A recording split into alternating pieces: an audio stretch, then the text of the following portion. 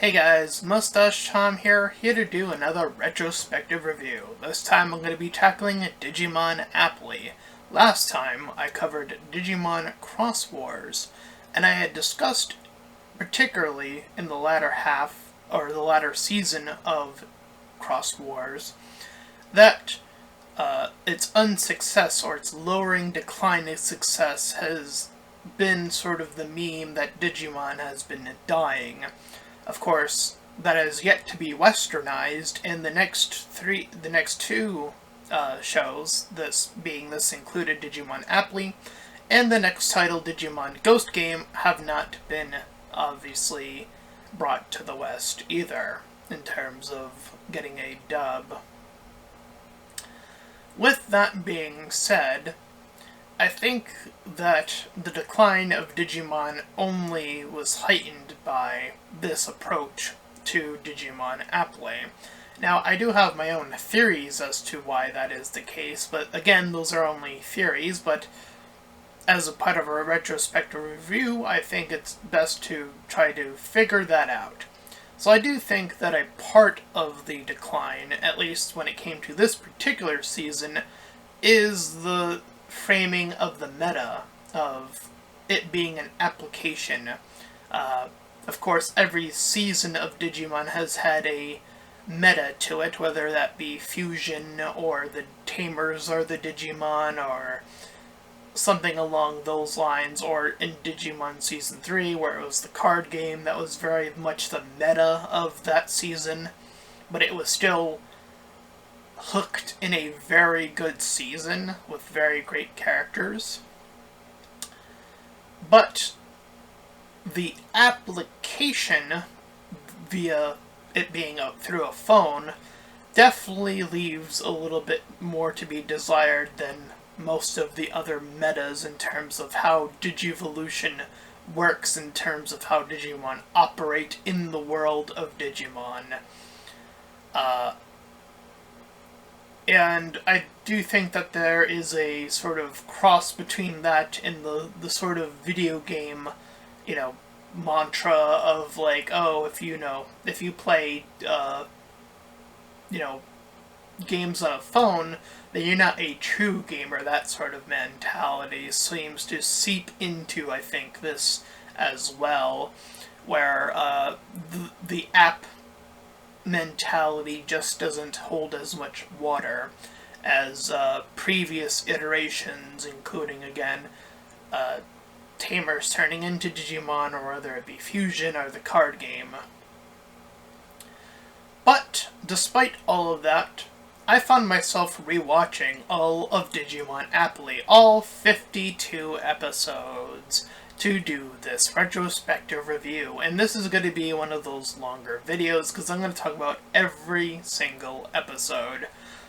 And yes, I'm actually going to mention that there is going to be a spoiler alert somewhere along the ways, as I actually do think, once you take out the meta, that this show, in this particular season, isn't as bad as I think people had made it out to be.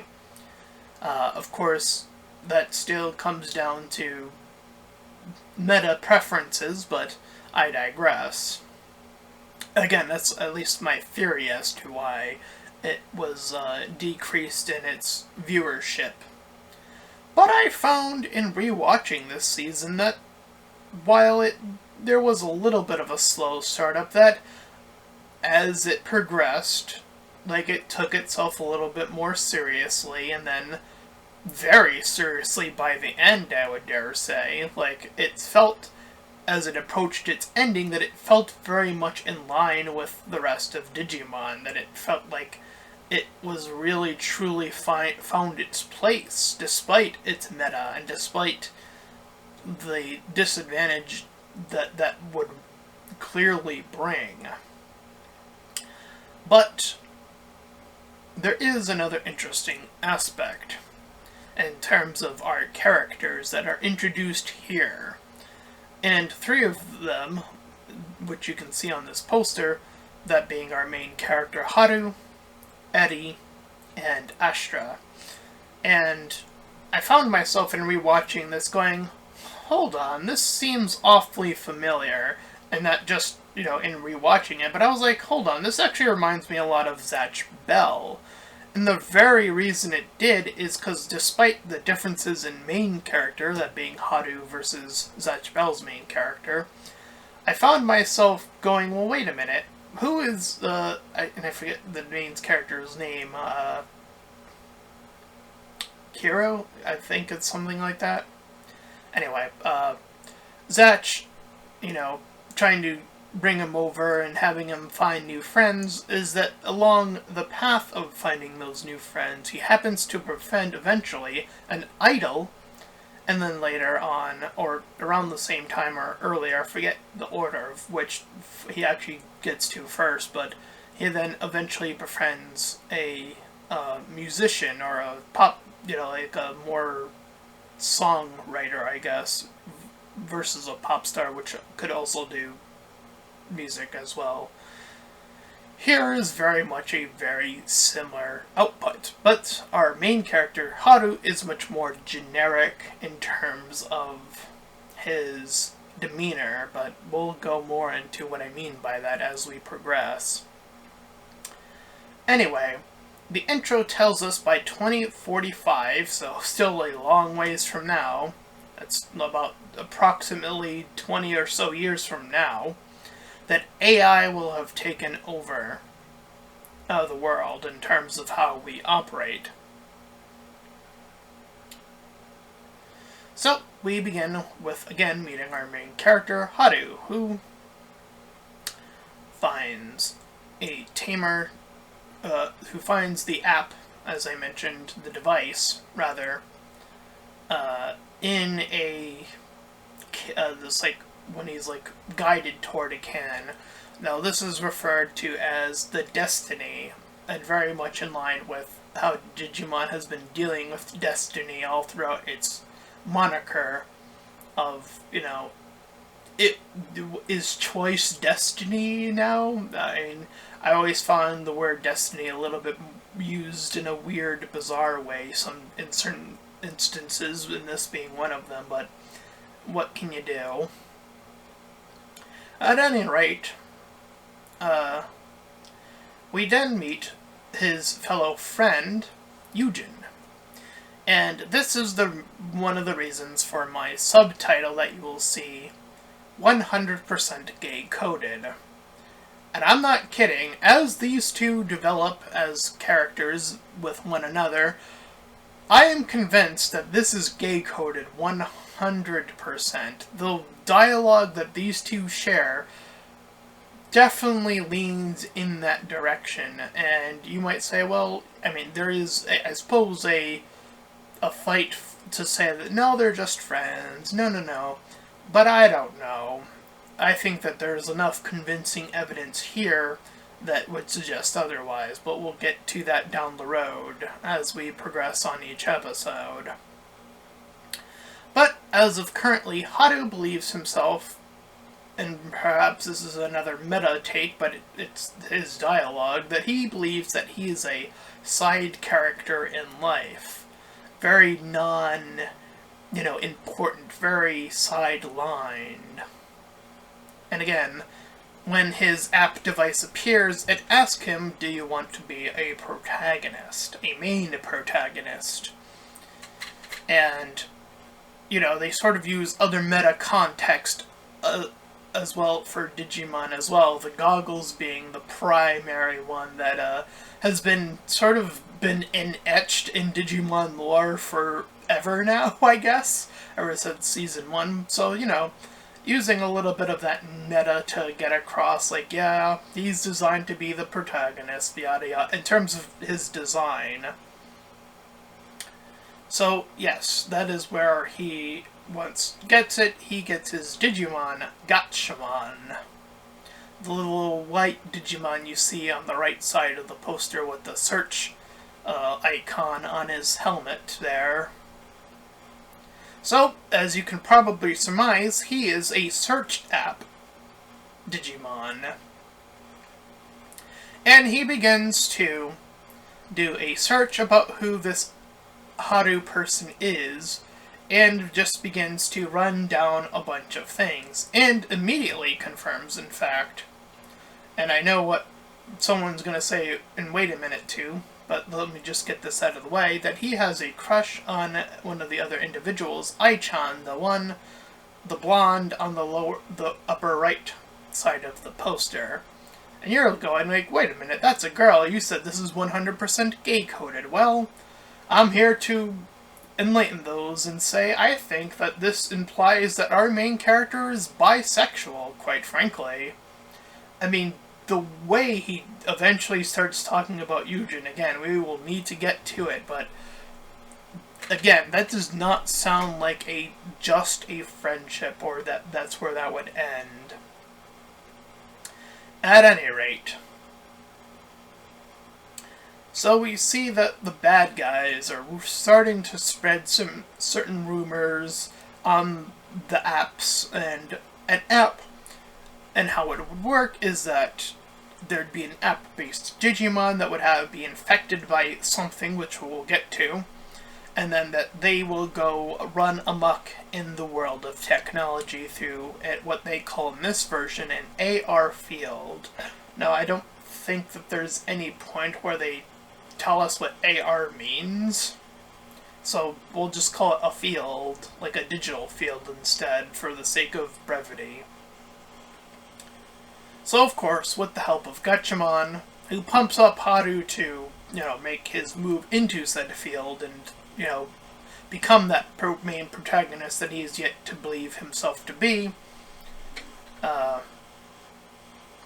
he finally answers yes officially to that question, which makes his pairing complete. That is what has been severely lacking, you see. So with that, Haru helps his Digimon find a weakness in this message chip that has become all virused up. And we get the friend Eugen at the tail end of the first episode coming back to intrigue us, to engage us back into the episodes to look forward to ahead, with an evil look, or evil red look in his eyes. It's like, ooh, what could that be? So, Digimon going back to the cliffhanger status on the first episode, which is very fundamental in terms of trying to engage your audience, which I think could very well much work if you're just looking at, basic, what can grow attention to a story, and it's like, oh, a little extra hook at the end there. So, with that, we can move on to the next 51 episodes. So, we can move on to episode 2. But I would hope that that first episode demonstrates that it's moving. We have our basic premise where a Digimon will be infected by an app, or something or other. The Digimon tamers, or tamer right now, individually, will move in to deal with it with Hackmon, or Gatchamon rather, and deal with the scenario, and that will be the general premise leading up to things moving along. Speaking of, let's move on straight ahead to episode 2. So, we follow upper left character Watson and his crew as he begins to be let around the town, sort of lost, as it's a more navigation-based thing that is happening with him. And all the while, Gatchamon is looking for some food. He finds his food obsession with these little treats. And with, whenever he's stored away, he's like in this little chip that you can see floating around, and it's sort of visualized to us, the audience, that other people don't typically see the little chip versions of the Digimon. It's when they're physically realized, or app realized, as the show will describe, is when they take a physical form, a real form as it were. So, they head into the bookstore where Ai-chan works. And again, we had Watson return to tell us his woes as a recipient of being lost. But Ai hasn't unfortunately returned either. It would apparently turn out that she's also lost, or rather somewhere else, and of course the virus acting out. And of course they spot their next rival in Navimon. So he's the one going around, hopping around, spreading the GPS to go and be all wonky on everyone. So again, we have our repeatable hook, as it were. You know, Digimon gets infected, they go into the field, battle it out, keeping things really simplistic and repetitive, but engaging enough to be like, okay, so what's the difference? What type of hack? How's this affecting people in terms of AI? Are the little bits and pieces you can sort of shift around, as it were. But they defeat Navimon, and he turns good. He turns into one of his chips, and is given to Haru. And with that, this is the first time where, you know, he's able to have two Digimon out at once.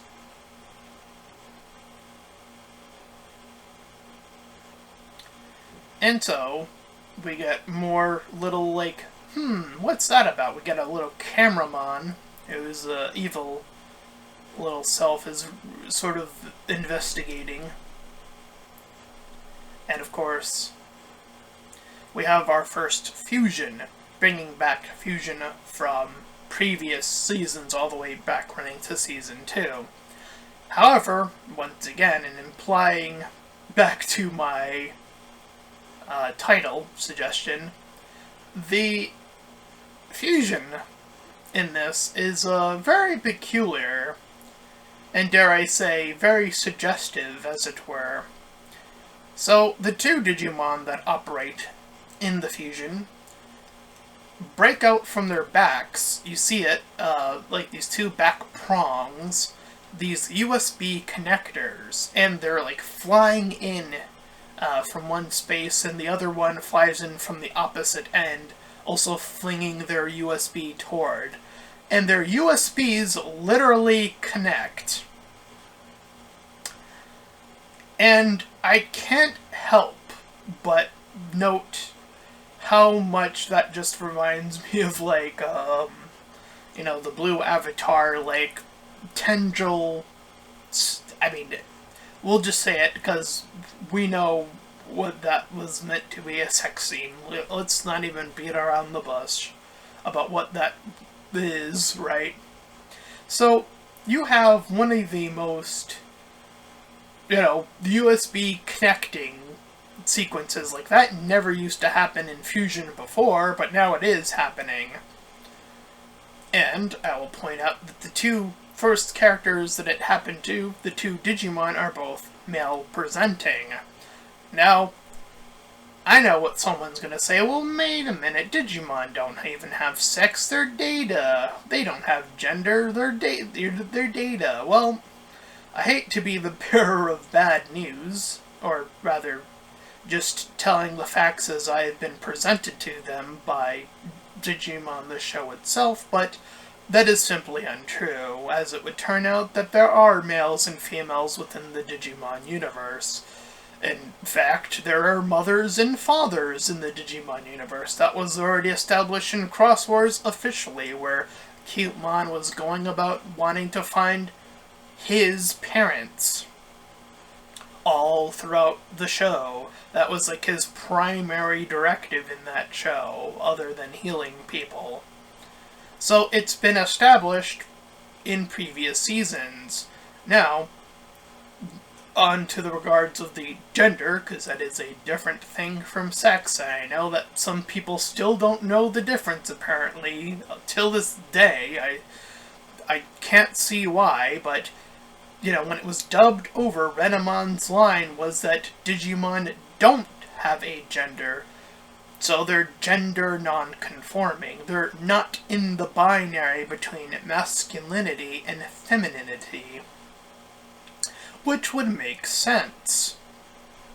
Digimon can appropriate a number of looks and even be a variety of animal and god-like type creatures. They can appear as many different things, but male and female, since, all the way back until Season 1, you have Angemon, and literally Angewoman.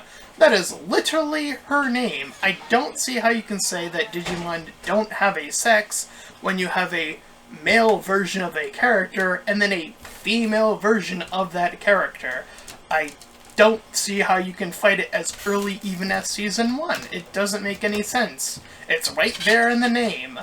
Woman.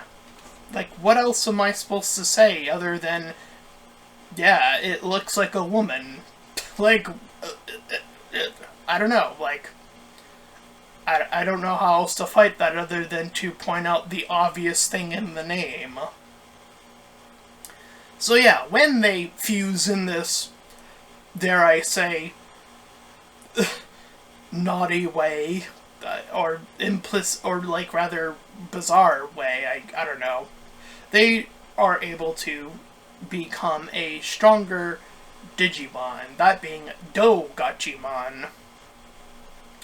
Because Cameramon had revealed himself, that's why they were aiming to do this. And that is our end point for episode 2, where episode 3 just picks up right where we left off, and following Dogachimon versus Cameramon.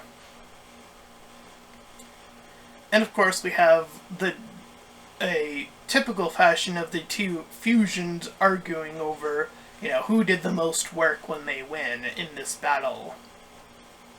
So there are two little lovebirds, or rather, two separate entities that have a rivalry. I'm sure you could play it off as that, but I don't know. Anyway, they get a new, again, different system, a different Digimon being hacked or whatever. This time it's Roleplaymon, affecting RPGs and games that are online, obviously. And heck, they even make even more bizarre meta, references, dare I say, to Minecraft. There's literally a creature that looks like a Minecraft creature. And they use a guide to win, and this causes the RPGmon to be upset. And this is sort of a interesting inclination to the world of gaming as it pertains to how we operate today versus how we used to operate in games of old. The games of old where you would have to figure out how to do everything, or there would be other people who had found out what to do, typed it up in said guide, and then, people would have, if they were getting lost, they would be able to use these guides that other people have provided to be like, hey, this is how you actually go through this rather complex system. Whereas today, there are a lot more systems within each game to be like, hey, this is where you need to go. You have your markers that you're able to place. There's so much more tools available, some of which have been a little overbearing, dare I say. The yellow paint is the primary example of catching people's attention and being like, oh, come on, the yellow paint for a ladder, was that really necessary? Things of that nature that really overplay with the idea of, what you're able to interact with in a game. So it was interesting to get a commentary on that, even if it was in a baseline way. And additionally, the game itself, or the entity that it is represented, is very upset of the overall negative comments that has been being presented. And once Haru sees this, or hears this, he provides a positive review, he personally found it very advantageous going through the little adventures. You can see that throughout the episode as he's smiling and interacting with the game as this RPGmon has been presenting them through this little area.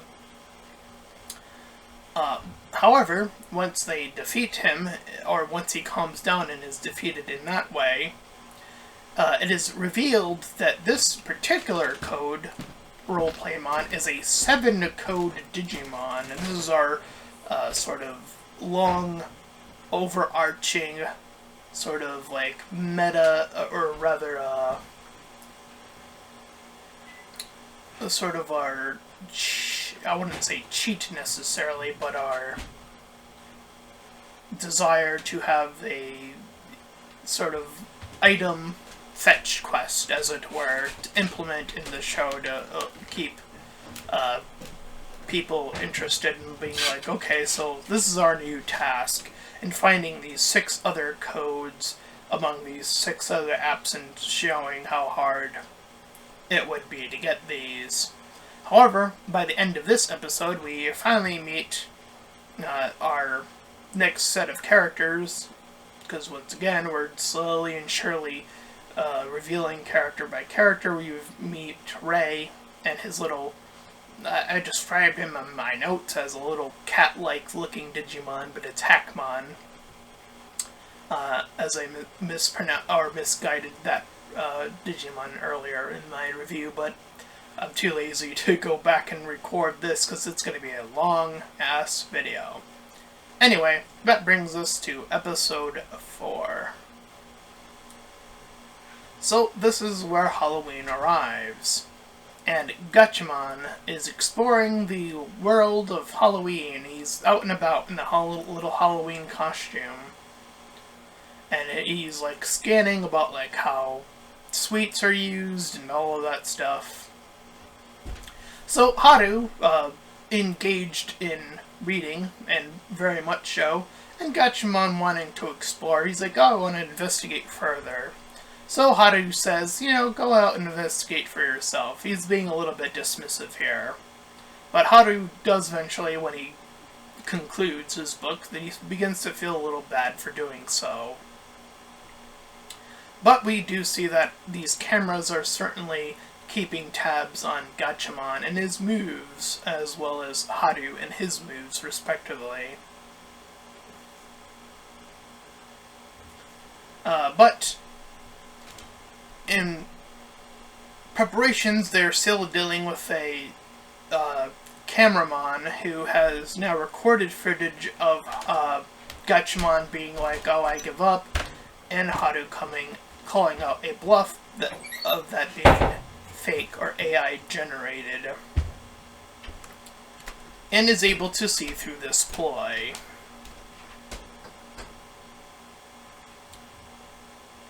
So of course, eventually, when Haru is in harm's way, remember that Gatchaman is still away, he manages to make his way back in, saving Haru around this time. And which brings us to our field, in which Cameramon now fuses with another Digimon, so now our enemies are fusing to become these greater foes. And, of course, our ally has to do that. And in context of Haru finding a weakness, he does a search engine, advanced one, since his evolved state allows for that, and using the camera's blind spots like a Metal Gear reference to make his way up, hiding underneath all the cameras as he makes his way to take on Cameramon and finally turn him into a chip once and for all. However, once again, as per usual, we get a new character reveal of this invisible silhouette of a Digimon that is yet to be revealed. And I'll leave it at that because we know we will later learn who this is. Anyway, moving on, respectively, to episode 5.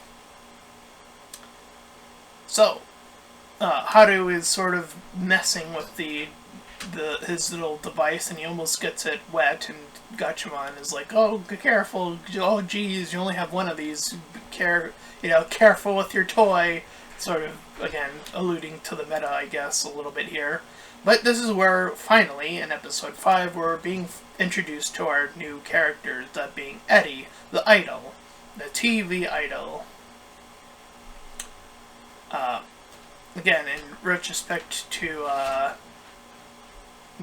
Zatch Bell, this was Megumi, essentially. But anyway, so this is the first, they want to meet up with them when they see the Digivice on the idol commercial that they're watching. So they go to try to meet her face to face, of course, with her being a famous celebrity and all, to help them face their threat that we have been sort of slowly gaining intel on, which I guess I'll just reveal now, is called Leviathan. He manages to make his way up by dressing up in a furry costume. He's literally in a dog costume. And they make their way to Eri directly, using this disguise. He takes off the costume and reveals that he has Gatchaman, so respectfully she also shows that she has her little Digimon, the one on the right side of her, the blue Digimon with the white triangle-like prongs above his nose, Dokkamon.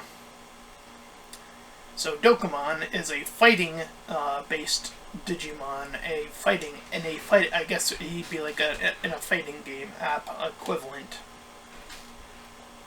And of course, as I mentioned, we have our typical enemy who's getting affected by Leviathan's infection, so that now I can reveal that that's what that's all been about.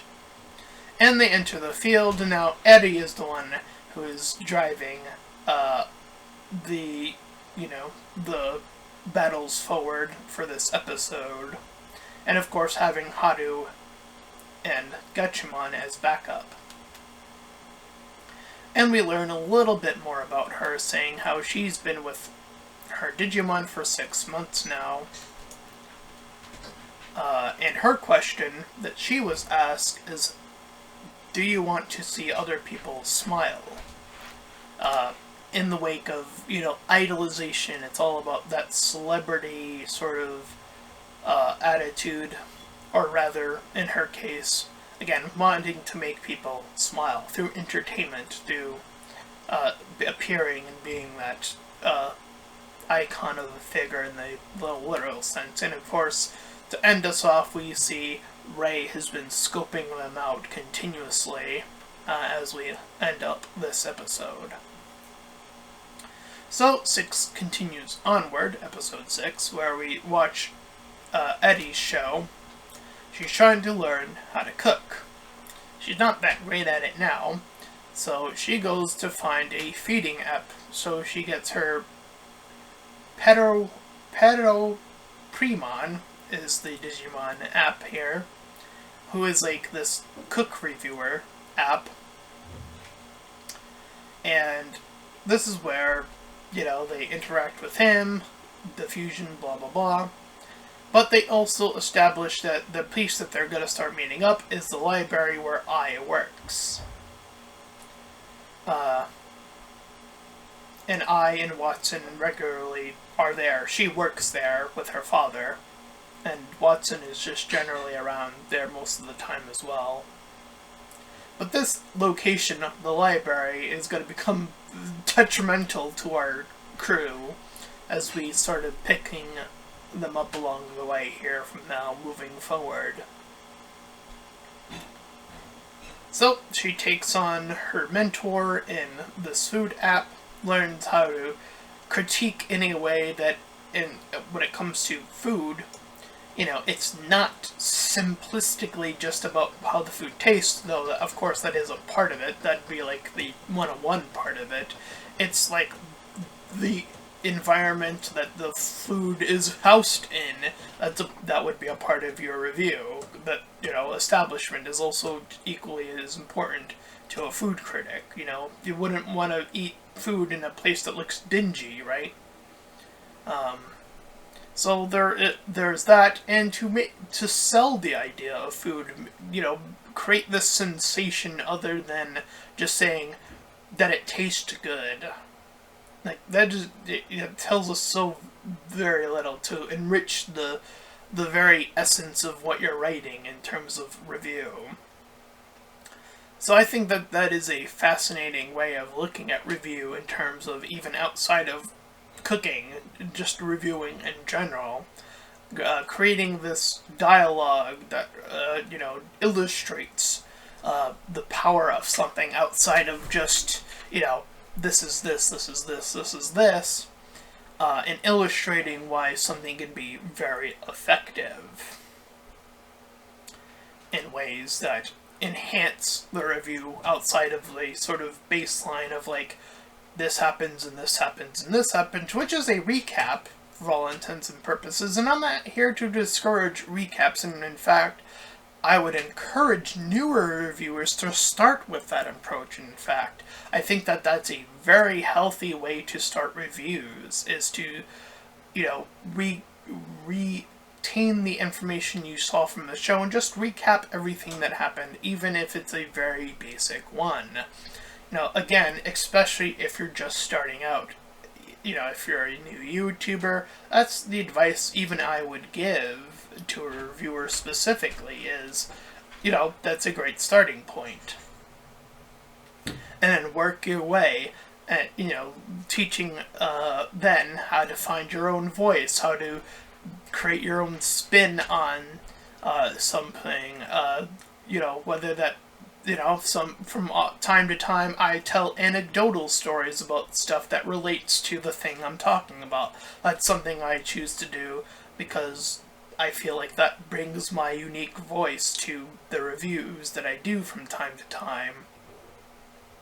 And of course, along the way, she gets a second code, so they are just picking up these codes relatively quickly. There's only I think there were 6 of them, if I said that earlier, or 7. I think it was 6. Anyway, 7, episode 7, that being, is where we meet our next character, our next human and Digimon partner. This being probably what hits even closer to Eri than and directly addresses us. This character that we now see is an app tuber. So literally a one-to-one YouTuber / Twitch streamer, essentially, is what this character is. Literally. And his YouTube name, or app name, is Tiger Astra, or just Astra for short. So, for simplicity's sake, I will refer to this character as Astra, as that is the name he typically goes by in the show. Most commonly, anyway.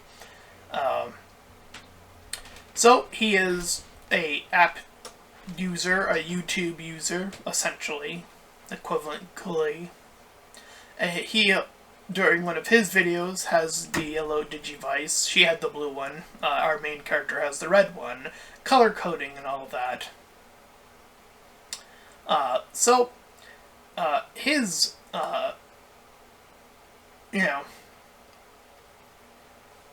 when being approached, his real name is Asuka, but again, he demands to be called Astra, so I will respect that, because I'm cool. And based. Anyway.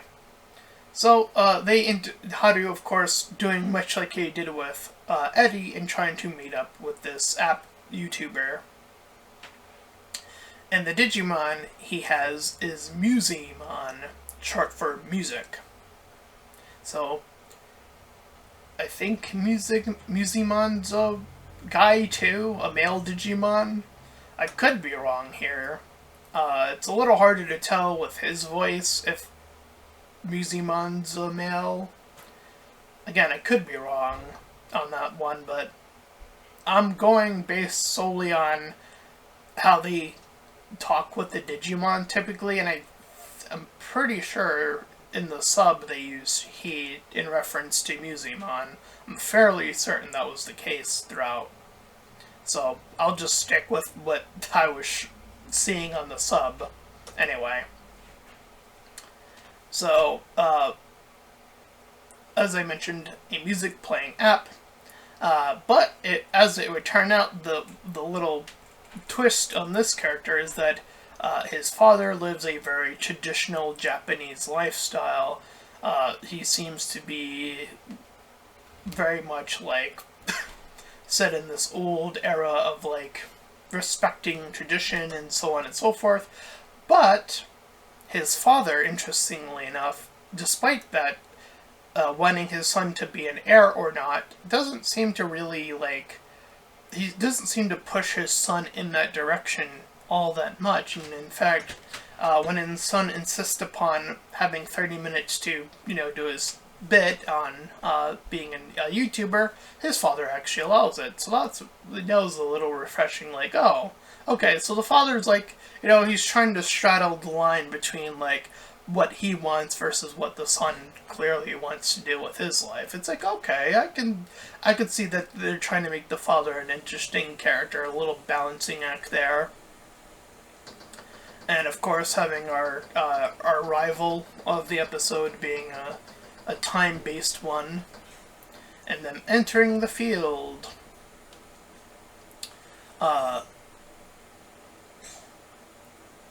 And again, we are dealing with Astra through flashbacks, him being told by other people, not his father necessarily, that they thought that, I believe these are other family members, that they believed that he needed to be that successor, in the very same vein that his father was. Of course, a drone app, when he's talking about his flashback, he's given the device to, again, a drone, and asked him if he would follow his heart. Well, that's his question. And it creates the catchphrase that he uses demonstrably in almost virtually every episode from versus every episode, which is, sort of like a play on Shakespeare, to be or not to be, sort of playing on that trope. So it's, should we or shouldn't we? Just modernizing the language, essentially.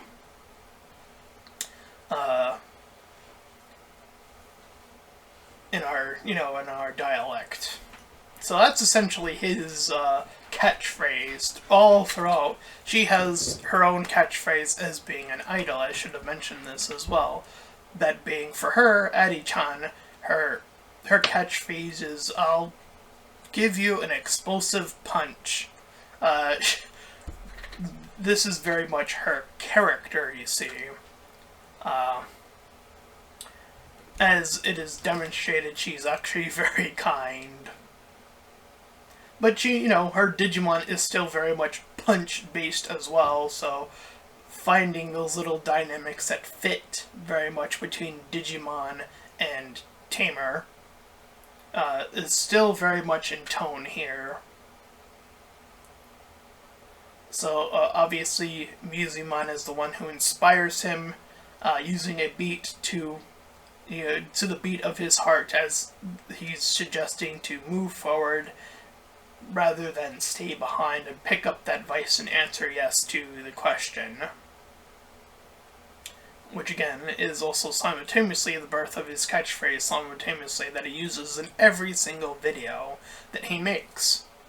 So I think that that's a little neat, like, extra little bit of, like, character. Like, it's not just a catchphrase, it's a catchphrase that, is enveloped by a little bit of lore and a little bit of character building as well.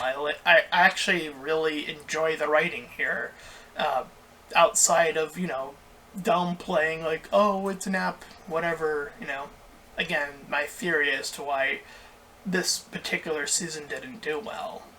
But again, I find the writing, again, a little bit more competent than I think a lot of people more should give credit to for this season. And as it moves forward, as I mentioned, it gets a lot more in line with typical Digimon. But it already has this very, very consistent way of handling each episode. It's very methodical in that way. Anyway, episode 8. So we're following up with Astra, so new character gets their episode and then a follow-up episode. And I think that's a pretty good way of balancing out having newer characters show up versus just having them all together at the beginning. I think that's a good way of having our characters be able to develop who they are outside of, just all of them interacting. I think that's a good compromise, I'll say.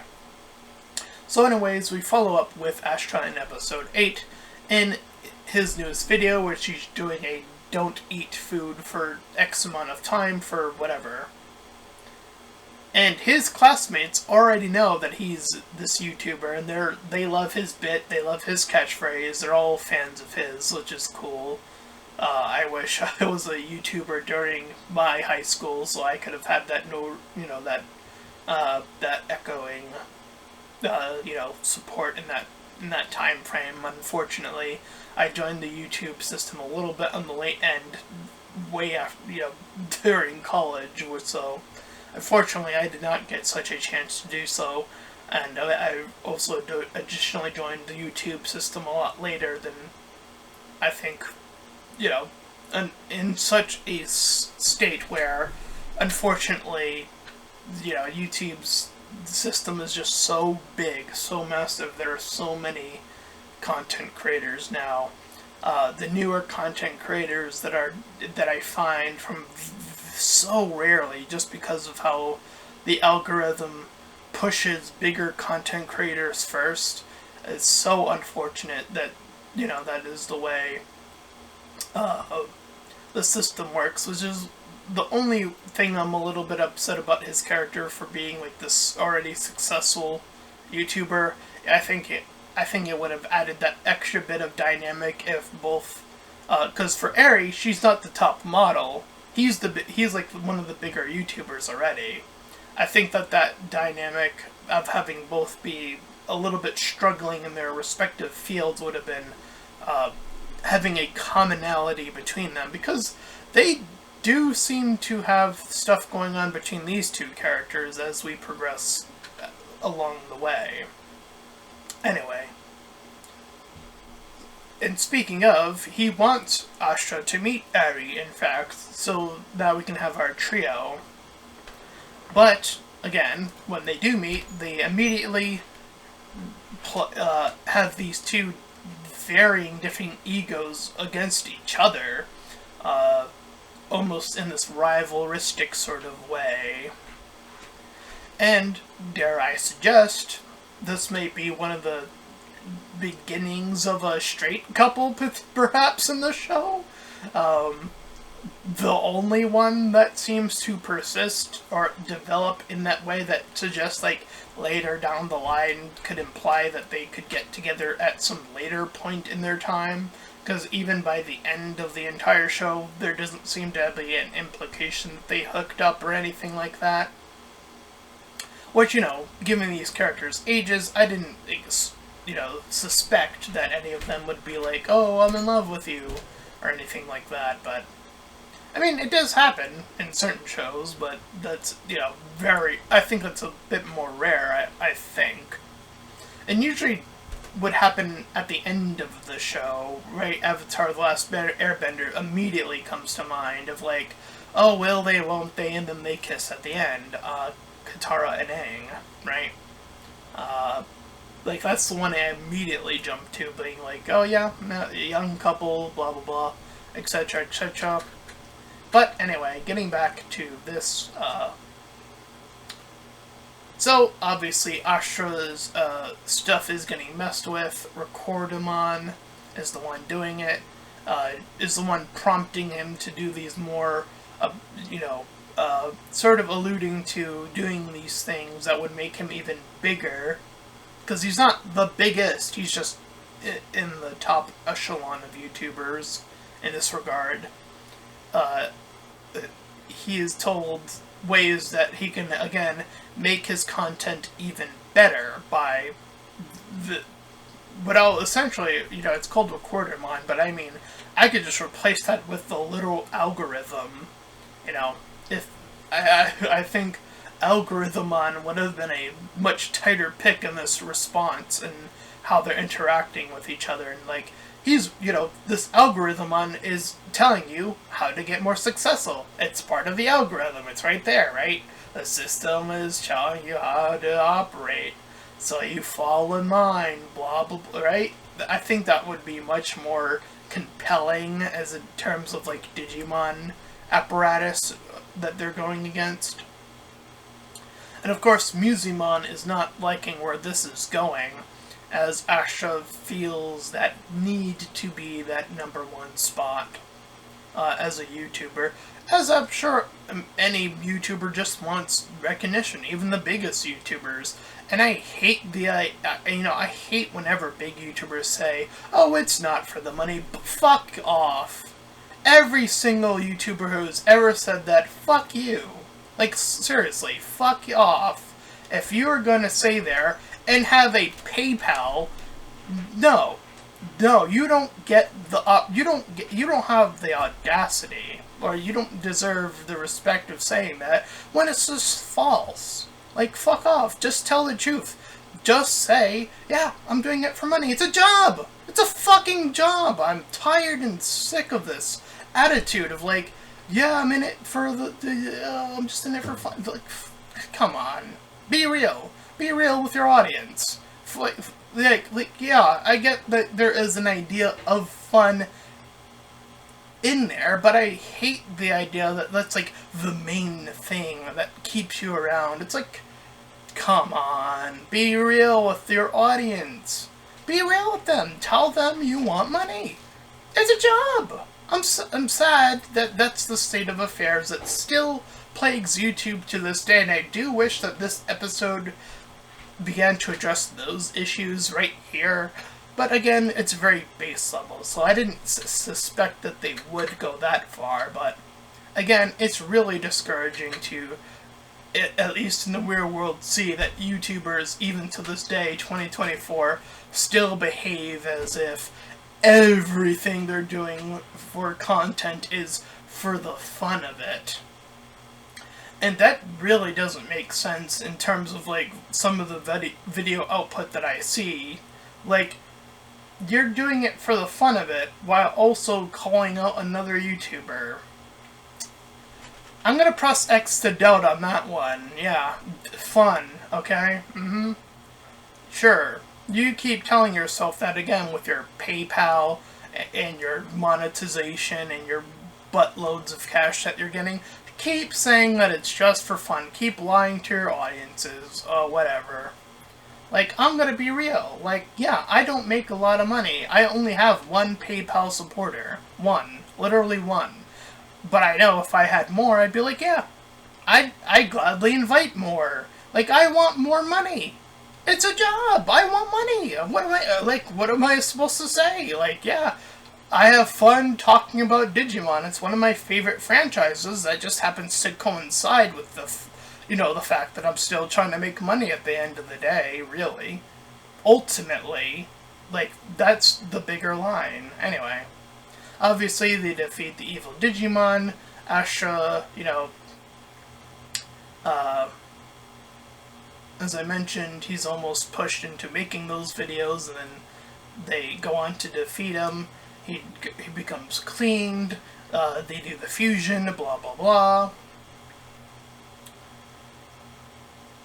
And it turns out that the bigger YouTuber ended up being, like, a fake anyway. It was all it was AI generated, which, by the way, that right there, oh my god. Talk about addressing an issue by subtly doing it in a quick, really interesting way, because I can't tell you how many more YouTube videos I have found in the past few years that have been AI voiced and AI generated, and it's so frustrating to see nobody talking about this. It's like, or very little people talking about it. I've seen certain people address it, and it's like, yeah, address it more. Like, go, like, please, like, you know, AI being this thing that is very threatening to other content creators. It's like, hello?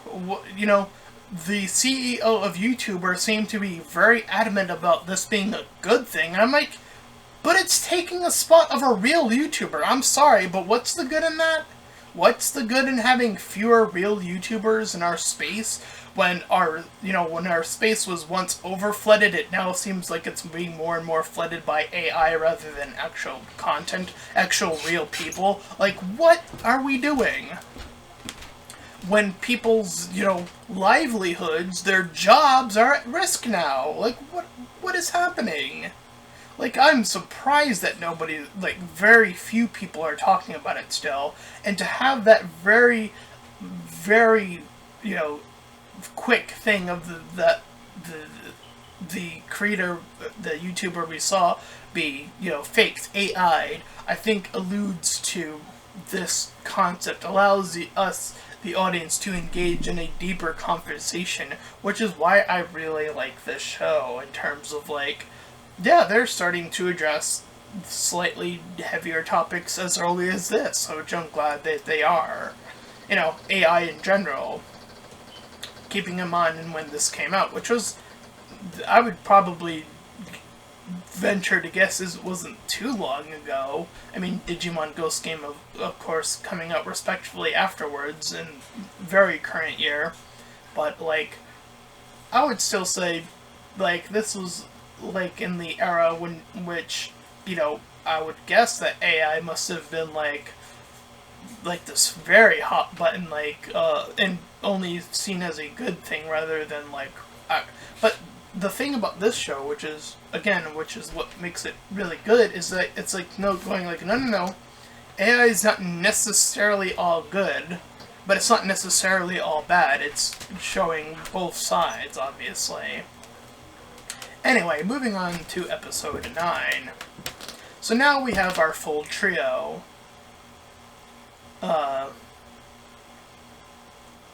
And our full Digimon lineup is finally at display, and all of them want to figure out which among them are the top Digimon app.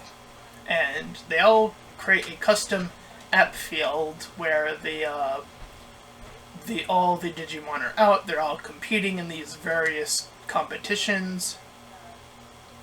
Of course, we have Gatchimon and his rival, Musimon and his not sibling, which they make that joke about, like, 3 or 4 times, or even 5 times in the show, which is I guess another meta joke about how Digimon, the recolors were typically, even prior to this, a thing. But now they're just outright saying, like, they're just addressing the meta. It's like, yeah, these two Digimon happen to look identical, but they're personally not siblings. Sure. Anyway. So, yeah. Anyway, they're having their little competition. Like, a speed competition is the one that starts us off, and we have, them using their unique abilities to try to gain the lead, and the food app one is, like, staking furthest behind, and then he, like, does something to, like, cause him to curl up in a ball and then blast forward, which catches all of the other apps in their, in a ball, and the only thing that happens is, like, once they cross, due to technicality, when the camera pinpointed who was and the tail end of the ball, which just happened to be Musicmon. I'll just say Musicmon, because it's a little bit easier to say than Musimon. It's a little weird to say. I imagine if this ever was westernized, that they would just translate the name to Musicmon, for simplicity's sake. I would imagine, but who knows, right? Anyway. So he technically wins on technicality. And, of course, this leads to our two main apps, Gatchaman and Navimon, being, having the rivalry, but having them very little win. And, you have other moments where other Digimon take the lead, like Dokamon wins this other competition, and so on and so forth, excuse me. And, of course, we have the beginning of Hackmon looking in toward their competition. And the humans are beginning to become curious as to why they're just going about this. But they explain that this isn't just about just competing to be the best, but to train, so it's a double, to face against Leviathan. So now that that revelation has come to pass, the humans are like, oh, okay, so now we're on board, because everybody's like on board of this prior to that being revealed. And we get a little bit more about how Leviathan is spreading said L virus all throughout, and how that has been working all throughout.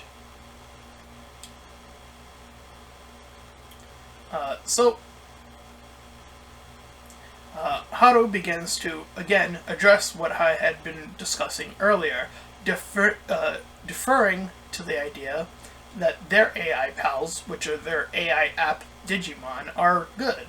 And that Leviathan, this threat that they are opposed to, is, of course, the bad one, and this virus that is spreading is bad. And creating this concept that there can be good uses for AI, but there can also simultaneously be bad uses for AI. But again, I do think that this was among the earlier shows to deal with AI, because they never get into a few subject matters here in regards to, like, what AI can do that can be damaging to workers, as I just mentioned in the world of YouTube. That alone is not quite addressed here, although alluded to very briefly. Again, with the AI YouTuber vanishing into thin air, right? So they allude to things like of that nature, but never really dive into it deeper than that, I would argue. But, as I mentioned, Hackmon joins the fray. He's able to upstage most of the apps, if not all of them, breaking all of their fusions once they are able to do so. So, showing the power scaling difference between Hackmon and the others is quite a feat there. So, again, we have Ray being the one who's, the one controlling this with his black digivice. And them getting away from that situation. So, anyway, episode 10, begins with Haru having a simple meal, and Gotcha also having a simple meal, and exploring other meal options, such as a burger. But again, the threat of AI and L, or Leviathan, I just noted in my notes as L for short, has Haru worried.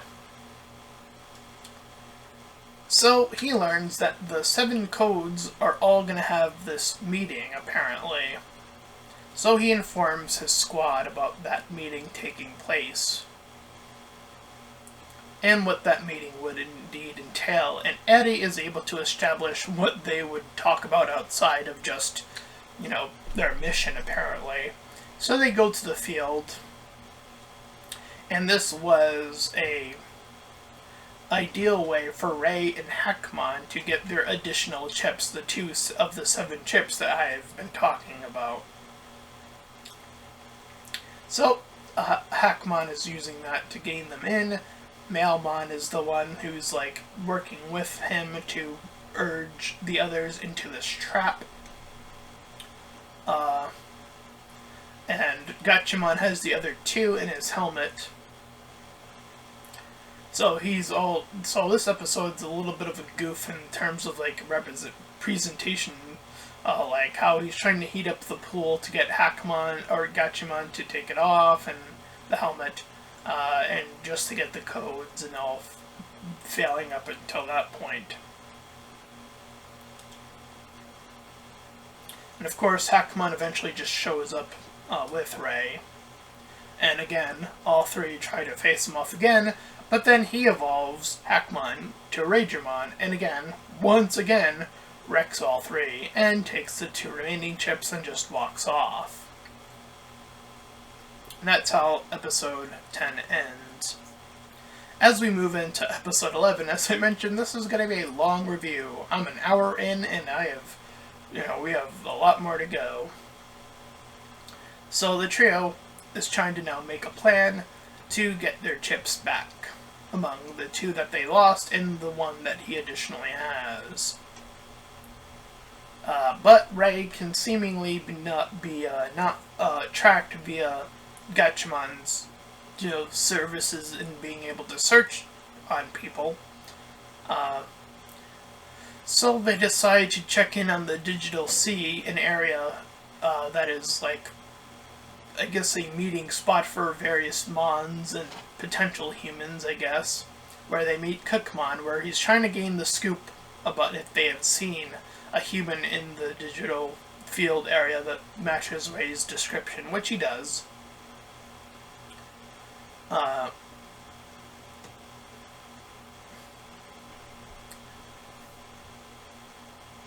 So we have, again, more areas where we're growing our world of, like, the digital world, like Review Island and all these locations that are within housing all of these apps in the first place.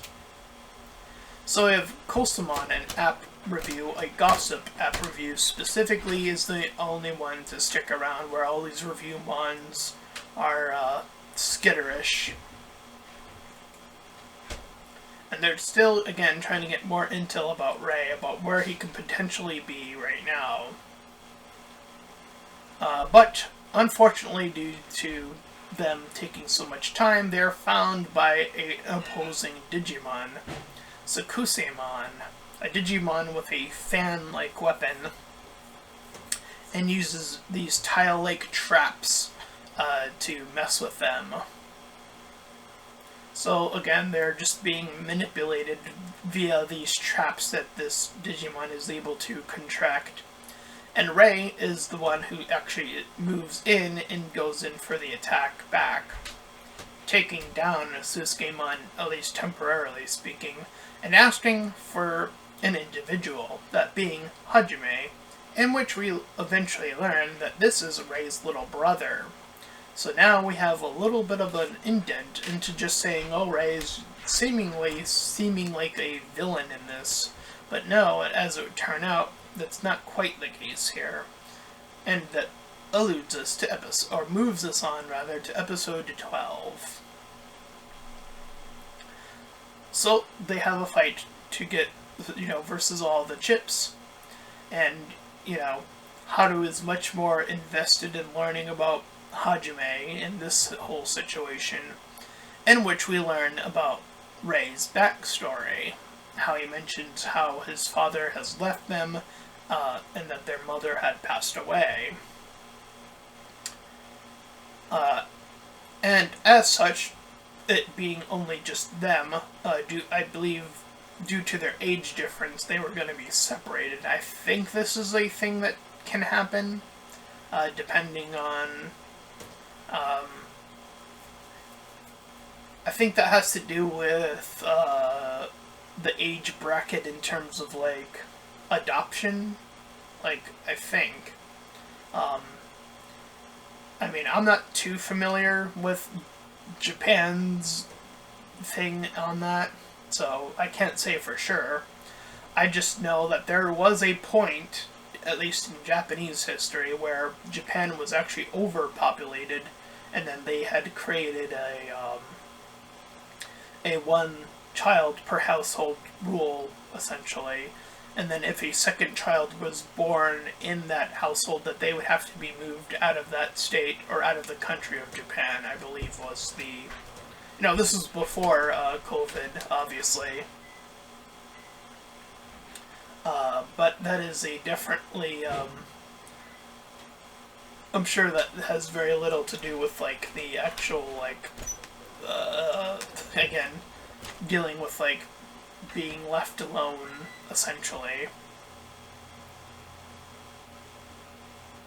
But, so the brother, Ray, the older brother, hacked his way into giving them, the two of them, more time and a place to stay that's together.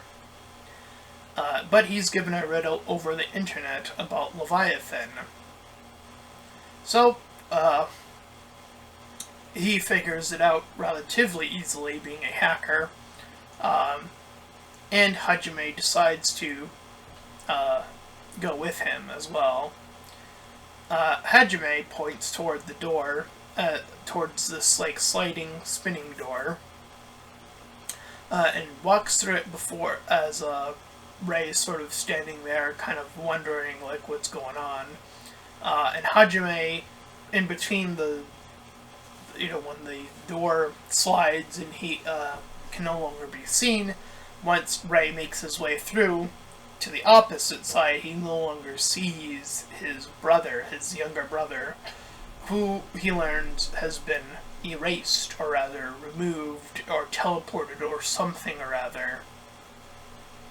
So, this is where we learn that Ray joins a hacker group. Now, I had a suspicion as early as this, and that this had a very correlated thing with Digimon in terms of the video games, and that being in regards to Digimon's Cyber Sleuth hacker's memory. And I might want to I didn't get to look this up yet, if Ray is a character that is featured in that game, but I imagine he actually might be, considering how in later seasons they literally go to one of the locations that's featured in the game, so he might be a character in that game.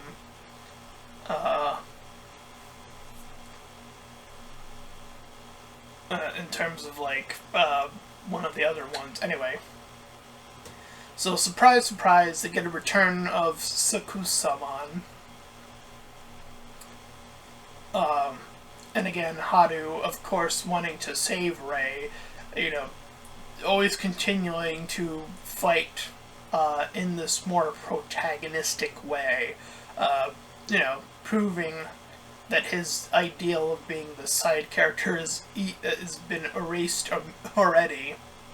And Ray is actually quite shocked that he has chosen to do this, as well as the others coming back to fight as well along his side, despite his earlier attempts to fight them off for the chips. So Ray decides to give them the chips back, in fact, after this confrontation. But he even gives them the additional chips, so now they have 3 chips, as it turns out, among the ones that they need. Which brings us to episode 13, a Christmas episode, because they were willing to show that a little bit of time is passing on, which is something I think is a little bit more interesting, in terms of, like, Digimon and previous seasons would ideally have it so that they go to the digital world even as early as season 1, and obviously they have this whole idea that Digimon time and real world time do not operate the same. This is very apparent in how, early Digimon was behaved, in that they accomplished a whole hell of a lot in the digital world, and then when they came back, it was as if almost no time had passed in their world, the human world. So I actually like the idea that there's a little bit of downtime where the humans are just chilling and time is actually moving us forward, and the Digimon are actually seeing the world change in these ways. So the AI is learning of these different things. They're learning about what Christmas is, for example. And of course, they're all at the library. Haru's like, oh, and she's talking about how, again, she works there and whatnot, because she's talking to the other 2 who are now there.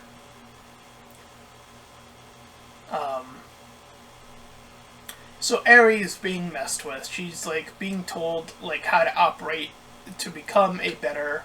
So this is sort of off-playing what just happened to Astra. Now she's going around like dressing like a reindeer. So again, these dressing up in costumes is played off again here. And it turns out that the responsible one this time around is Calendarmon, able to shift the time, and when the AI takes over, it's like, okay, we're just gonna skip Christmas. So the idea of, Tamers save Christmas, essentially, is this episode. So I is praying, and this is where things get a little bit more interesting even in this episode, because, you have your typical, and it's been done in various other shows where X character either saves Christmas or helps destroy Santa when Santa is evil, I guess, which is the comedy route to take. Anyway, Gachimon reveals himself as a physical presence, because he's been realized already, to I, who had been praying for an answer. So Gachimon just outright tells her the truth about what he is and what Haru has been doing in return. So now she's in on it, despite not being a digital tamer, and she actually never becomes one, which is actually something I respect, because it differentiates itself outside of Jerry, obviously. And I do love that story, by the way, of, this character that was so obsessed with being, wanting to be a part of that adventure, wanting to be a bigger part of something, but realizing just how big that something is in terms of Digimon. When she's, like, begging for Leomon and stuff like that, and realizing just, again, when it came down to it, Leomon still had to be a protector, a fighter, in this very vicious world in which he wasn't going to be shown mercy by Beelzebub in this instance, and then having that whole interaction between Beelzebub and the main character at that point, which is, again, another interesting, engaging reaction. So I like that they're taking a different approach to that by saying, no, she's just going to be knowing of, she's going to be in the in-group as well as in terms of just knowing that these other characters have Digimon, and that's about the end of that. And she's willing to now let them all use the library as a official base, so this is where this is established as well. So this isn't just a Christmas episode. So Haru tries to check Calendarmon and being like, hey, can you go to this date? And he's like, yeah. Can you bring Christmas back? And he almost does, and he's like, oh, you almost got me, because he's still infected. So he's able to use that to his advantage and take advantage, so on and so forth. So they have their new base, and we see Eugen at the tail end of this episode once again with those red eyes flickering. So it's like, what is with that going? What was it all about? So 14 naturally follows up. It's now New Year. A year has passed. So, of course, they're dealing with New Year's resolutions. And, you have your typical, well, at least with these characters, you have Asha wanting to, of course, do his job as a YouTuber, essentially. Addie wanting to do her idling, being the top idol. And then Haru being the protagonist, keeping it back to that, wanting to stop Leviathan. So they all decide to assign Harus together. So they deal with a Puzzlemon, which is a reskin, another reskin, and they do the meta joke again of Puzzlemon looking like, I believe it was, Messagemon. They both look like these three circular Digimon things.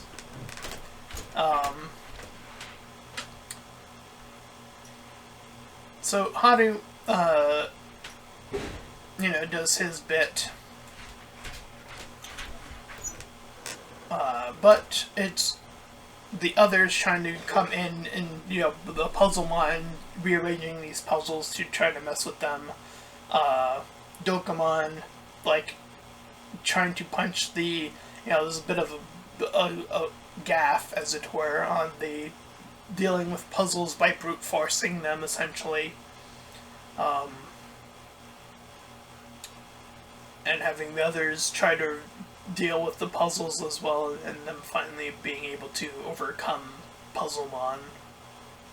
And of course, still having Ray watching from the distance.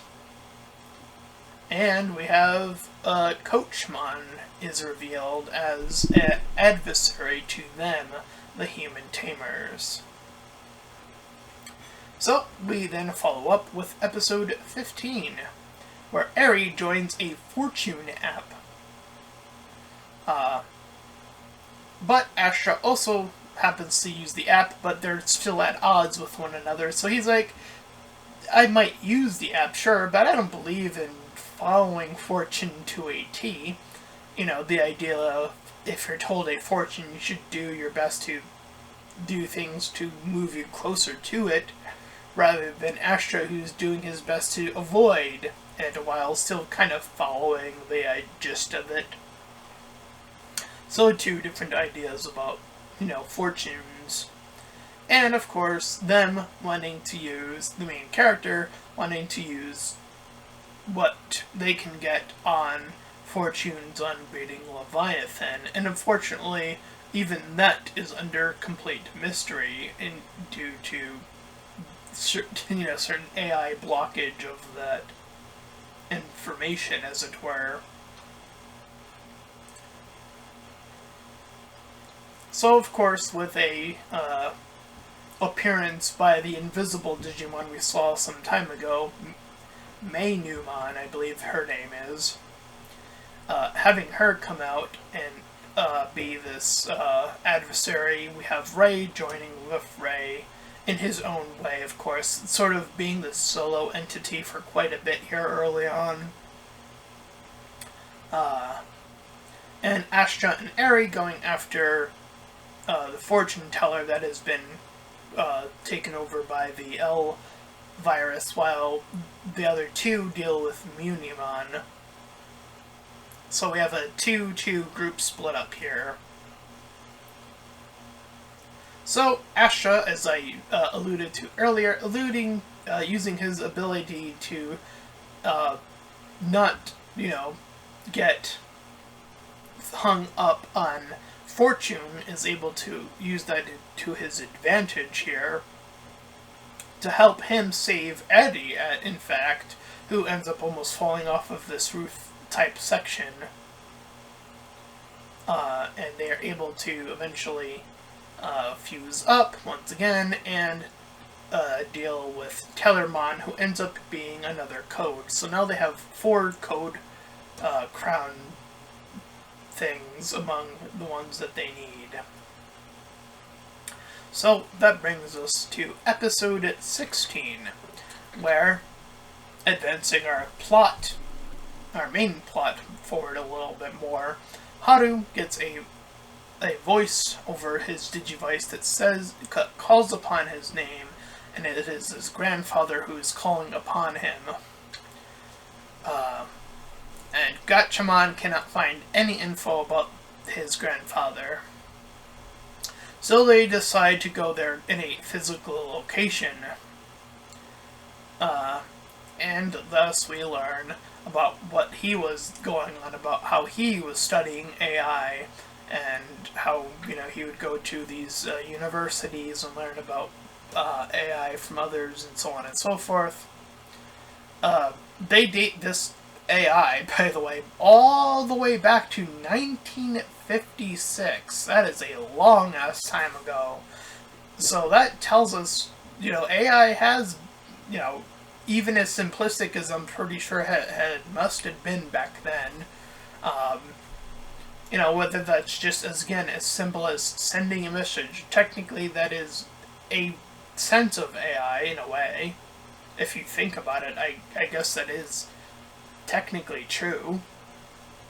right to all the way where we are now in 2024, where now we have AI again in this more threatening presence, and again in being able to talk as people, even if they're deceased, or appear and take over, people's lifelines in terms of art, in terms of content creation, in terms of these creative outputs, in terms of writing. Again, more of these creative roles are at the risk, which is why I'm so intrigued by why they decided to pick a YouTuber, a creative, and a pop idol, which I guess has a certain connotation to a similar type of, like, you're still seeking that fame in a similar sort of way. So yeah. But they learn what they're trying to build up to, which is a Digimon by the name of Dantemon. And they are able to, or are trying to learn how to unlock the ultimate level. Of course, you have Rookie, Champion, Mega, Ultimate. So, obviously, they're trying to follow in that respective how the line works here to a degree.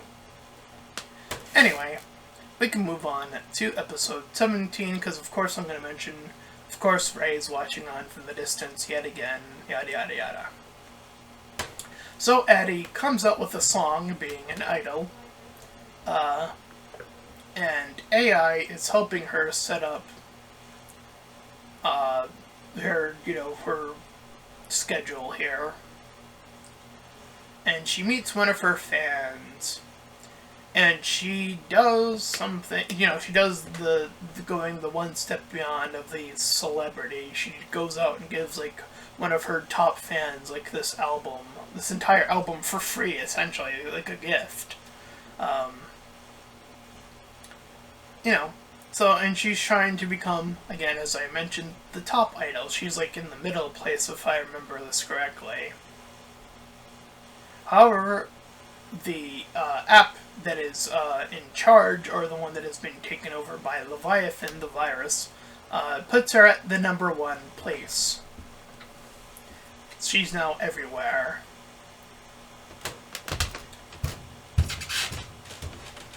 So this Digimon, when they interact with him, is able to make copies of himself, and the others are struggling with it. Dokemon using his Ora punch style to just overwhelm back, to make all the copies eventually vanish. And now they, through that, get another code, which brings us to 5 out of the 7 codes that they now have. And she sings her song for her audience. Which brings us to episode 18. So, we begin this episode following up on Watson playing some treasured game. And then he, loses his information. And Eugen also appears and joins the search for this treasure that seems to be alluding to.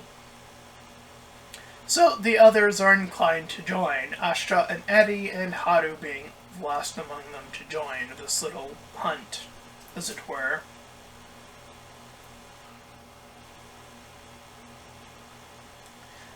And as it turns out, it was a trap from the bad guy squad.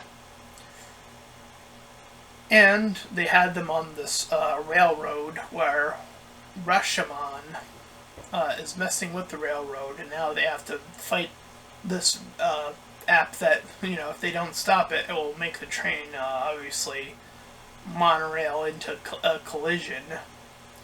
But there are various virusmon among the actual, train.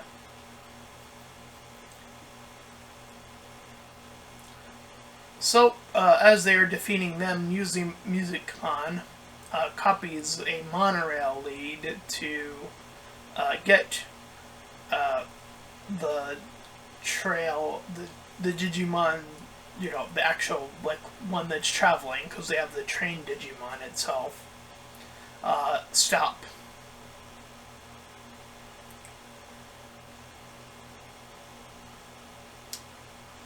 So, we learned more so about how Yujin and how, Haru would interact with one another, how they are friends when they are really young, and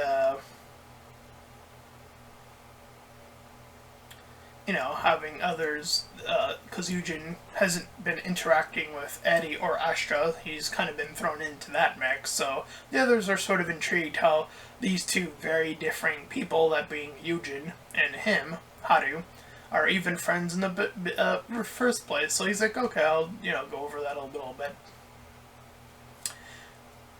But the episode does end there, so it's sort of alluding to something more. So that brings us to episode 19, which brings us to Valentine's Day, I believe this one is. Though I'm guessing the tradition must be different in Japan in terms of this. I think, if I remember this correctly, there are two different holidays in terms of, like, courting for people. Like, and there's one where girls give gifts to boys, and then there's the other one where boys give gifts to girls. Like, there's two different ones, apparently. I think that's how they work it in Japan, I guess.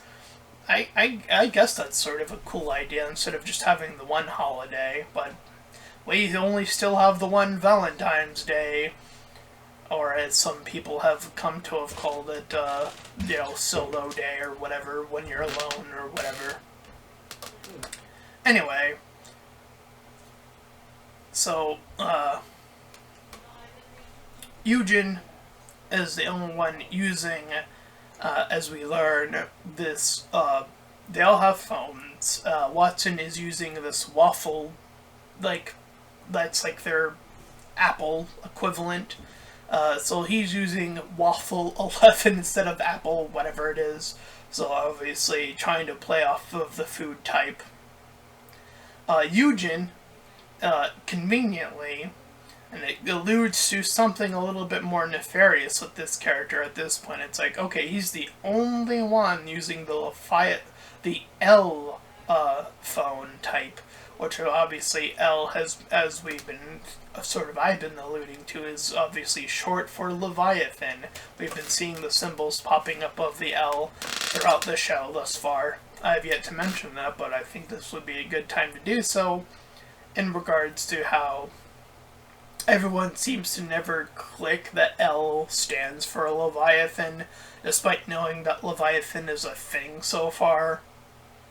So our characters aren't the brightest in putting that two and two together immediately, but hey, it's sort of, I suppose it is sort of the equivalent of Superman versus Clark Kent, or like, in terms of like how the real world operates, you just see an L, like, your mind could go, well, L could actually technically mean a lot of things, I guess, like, I'm sure, like, they never really put any heavy emphasis on, like, trying to figure it out, so it's like, whatever. Anyway. So, obviously we deal with a new baddie wanting to infect Waffle 11 to make sure that the Leviathan, whatever operation phone that they have, is the one that comes out on top. So they use Ray and Hackman to try to neglect or fight back in dealing with all the virus mons. But unfortunately, despite being able to digivolve up all the way up to, I believe this is their ultimate, which is Globemon, this dictates a 60-second time frame that they are able to use these ultimate forms, at least for now. They're current at this juncture of time temporary, temporary, but later on they will become permanent. So Globemon is a Digimon in which does a literal global strike with the main theme playing and tackling all the little virusmons that have been spreading across all the different virusmons that have been spreading along all the different phones. However, due to that even happening, most people, including Watson himself, have changed over to L Corp. Again, Leviathan Corp. So it's an entire corporation. And since a bad thing has happened to the phone that other people were using, now people are like, well, that's not trustworthy, so we might as well hop on board. So, and 90% of other people did as well. So it was all a part of a bigger plan to do that, in terms of what the bad guys are planning here. So that brings us to episode 20. We're almost there. Only like 30 episodes, some odd to go. So, the father of Ashtra talks to him about this tea ceremony. But unfortunately it has a complication and falls over. I think it's like a heart attack or something along those lines. And Ashtra begins to push himself back into wondering if he should continue to be an app or a YouTuber or be a tea house owner like his father traditionally has been. We learn that his mother is English, as in from America, even though, you can read the subs, they're all technically in English, so it's, that's always a bit fun, I guess. I guess that would be even more bizarre in a dub, but whatever.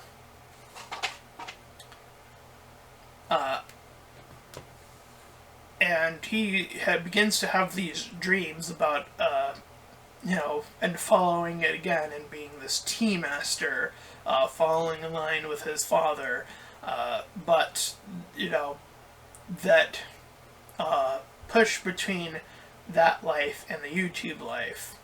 These two different lifestyles. And Dreamon is the one who is pushing this challenge as it comes to become known as.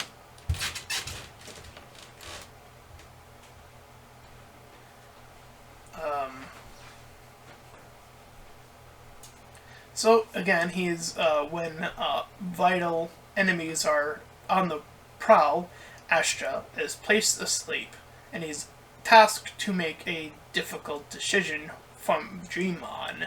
Either pick, your father / T, or your Musicmon and YouTube.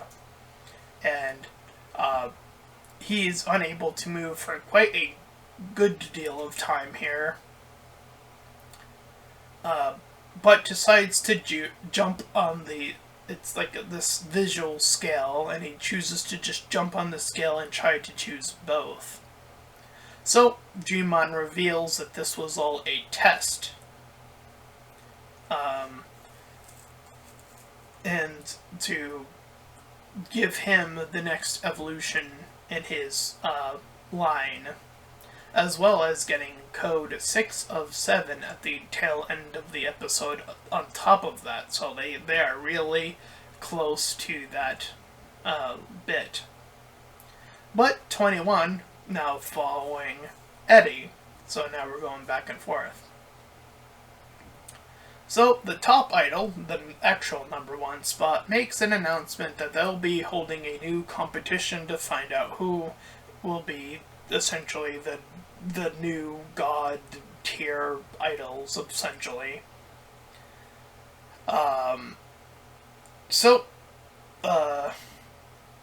One of the bad Digimon, Mainomon, tells Coachmon, who I alluded to earlier, who appears as this more demon-type Digimon, to go and train but to really just beat her down and make sure she doesn't accomplish her goal and getting any further. So he pushes her in direct conflict of that. So they begin their training, and Eri just pushes and pushes and pushes, all slowly whittling down Coachman's approach.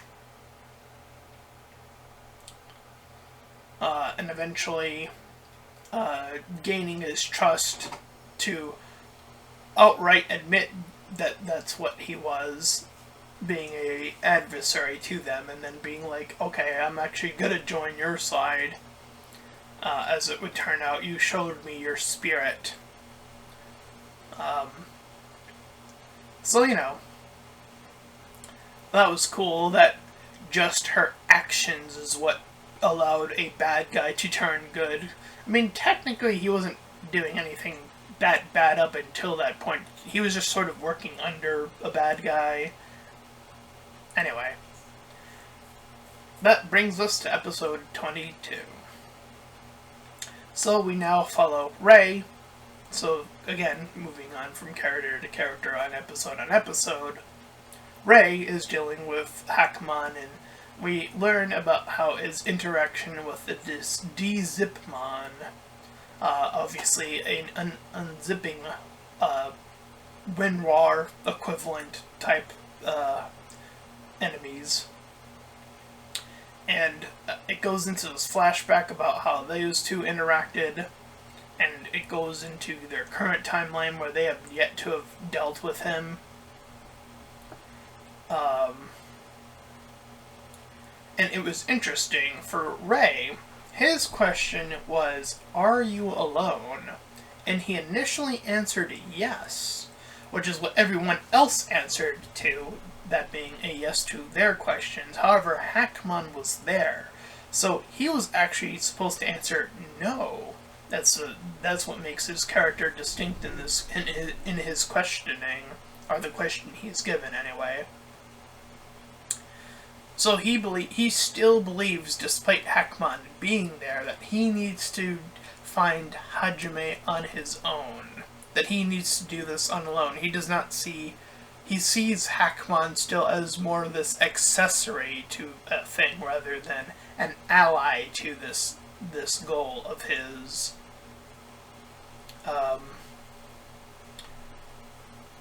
Which, you know, after coming along with Hackmon, we see them later in the very same episode then come around to answering no to that question in his interactions with Hackmon, giving them their ability to come together as a fully realized team now that Rei recognizes that Hackmon is a Digimon that he needs by his side in order to accomplish his goal, rather than seeing that he needs to either do it apart or whatever else. And of course, with Regimon and Digimon fusing, they are able to get to the next stage of their evolution line, which would be Revivemon for them. So now all 4 of our tamers have gotten their ultimate evolutions, which brings us to episode 23, where they are confronted directly with Minumon, who preys upon Haru's still sort of naive tendencies, especially when an enemy, that being her, is like, oh, I'll give up, whatever, you know. And she kind of plays into these things with him, just to be like, nah, I'm actually still gonna, you know, be evil and stuff. And use Virusmon to be as a bit of a distraction. So they go to this island where they have this Gunner App Shootermon, his island, where Haru uses himself, again in a very protagonist-like move, uses himself as bait as the others try to move ahead.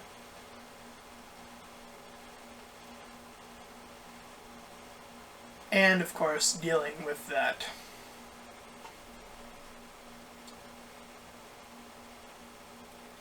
So we have other enemies like Warjamon and these other Digimon trying to attack Gachimon. Ray once again coming in with his ultimate. The others had with their ultimates up, obviously, and struggling. Ray being their fourth teammate now, to a degree, which gets them their 7th out of 7 chip in dealing with their new adversary. Which brings us to episode 24, where Dantemon comes out. He brings them to the place where they needed him to get to. They bring this bell as something is like coming toward them. I think it's like this comet. And all this other tech in the world is being afflicted as this is all happening. But Haru calls upon the other Digimon's names who have been, alluded to throughout the season, and saying how Dantemon needs to, help them, because they were trying to figure out how to get him out in the first place. He's the one who jumps right in front of this Cometmon, and splits it in half. Then opening the door to the deep web, but once doing so, he is frozen in place. He is frozen still, opening the door so that the squad can continue to move forward. So pretty straightforward, but it's a way to have the code thing have its revelation of like what it's gonna be, being Dantemon, having Dantemon do a cool sacrificial, do a cool big thing to show you how strong he is, but to be like, well, we're not going to rely on that by having him freeze up and be that wall to allow our squad to get into the deep web. Which brings us right into episode 25. So our squad fully enters into the deep web. Our group gets assaulted by the squid-like Digimon that are attacking, which they attack, which alludes me back to Digimon Cyber Sleuth. They go to the Kowloon area, which is a known location in Digimon Cyber Sleuth. So this is the first reference to that directly. But they spot a secret door, which leads them into this double-sided door space thing that they go through, which eventually they get to the other side of eventually.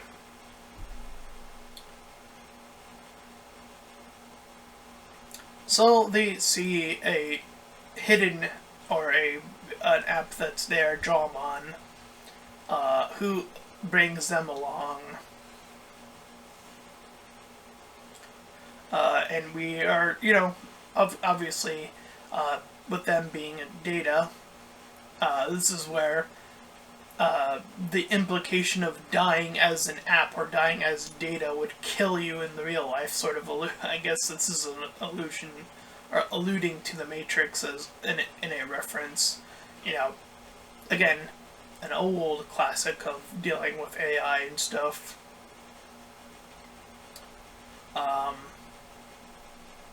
But they have to deal with the squids, so they have to deal with another additional squid here. Ray does some hacking on his side, and he learns the abhorrent truth about what has happened to Hajime, his younger brother. He is told that his younger brother is no longer a human. Right here and now, as early as this. And Dramon reveals that he's been working under Leviathan this entire time, which brings the other squad into a trap in which the others have to attack upon and press out of. Once Ray watches on, seeing the other group, being able to handle themselves, he kind of just goes on about separating from his group. 26 is essentially a long recap episode. Other animes or shows do this from time to time, especially when you have a longer show with a lot more seasons, typically speaking, so I'm a little bit surprised to see it here, but at the end of each episode, they have these little intel, episodes, or little mementos of, oh, what's the Digimon? Sort of, playing on the idea of, what's that Pokemon? Except, they're Digimoning it up. So episode 26, as I just mentioned, is a long recap in that format, whenever they all appear in their, paper mode, is it what I would call it? That's what every ending has them appear as. They appear as these little stick figures on, paper John versions of themselves. And they have, little interactions where they're, wobbling back and forth. So that's how the entire recap goes. So that's that. Which brings us to episode 27. So Eri has one of her songs going on in the background, and it's given a tweet about something, about what she needs to do. All the meanwhile, Yujin and Haru are hanging out. And Yujin, this is the first time asked if Haru is hiding something. Obviously, Yujin is not yet, in terms of what's going on, known. Despite I being known about the situation, Yujin still doesn't know about it. So, interestingly, Haru decides not to tell him, but he allowed Gachimon to tell I. Interesting difference there, but I digress. Obviously, they deal with a different situation, in which Globemon does his thing. But he is now struggling. Even Globemon is that being. Versus a Digimon known as Satellite-mon. And Haru is not looking too hot on this. In which Yujin literally appears with a Digimon in hand, Offmon, as it would turn out. He is an offline fighting app Digimon. And without even needing to Digivolve to show the scale and difference between Offmon and Gachimon, he does not Digivolve, and he's already Globemon at this point. In his rookie form of Offmon, it's able to do one singular attack and defeat his enemy. And that ends off the end cap of episode 27. And by the way, episode 27 is the, I would classify this as a season 2, as it were. Well, at least they use a new intro from this point moving forward. Having Yujin added to the roster of Digimon Tamers, obviously. Which brings us to episode 28 and moving forward, where now we have Yujin a part of the squad.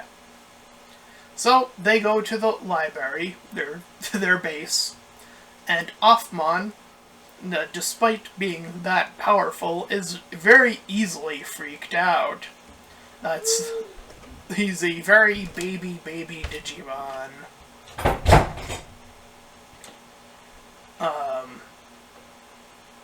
Very easily startled, very easy to cry. And, Yujin has a different Digivice from the rest. It's called a Duo Vice, in which he injects his own power directly into his Digimon, whereas the others don't do that yet.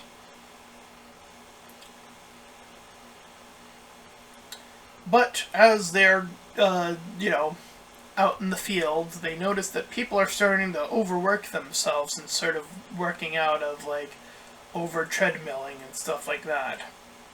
So Offmon turns off the entire field of that happening and opens up a new field for the Digimon responsible.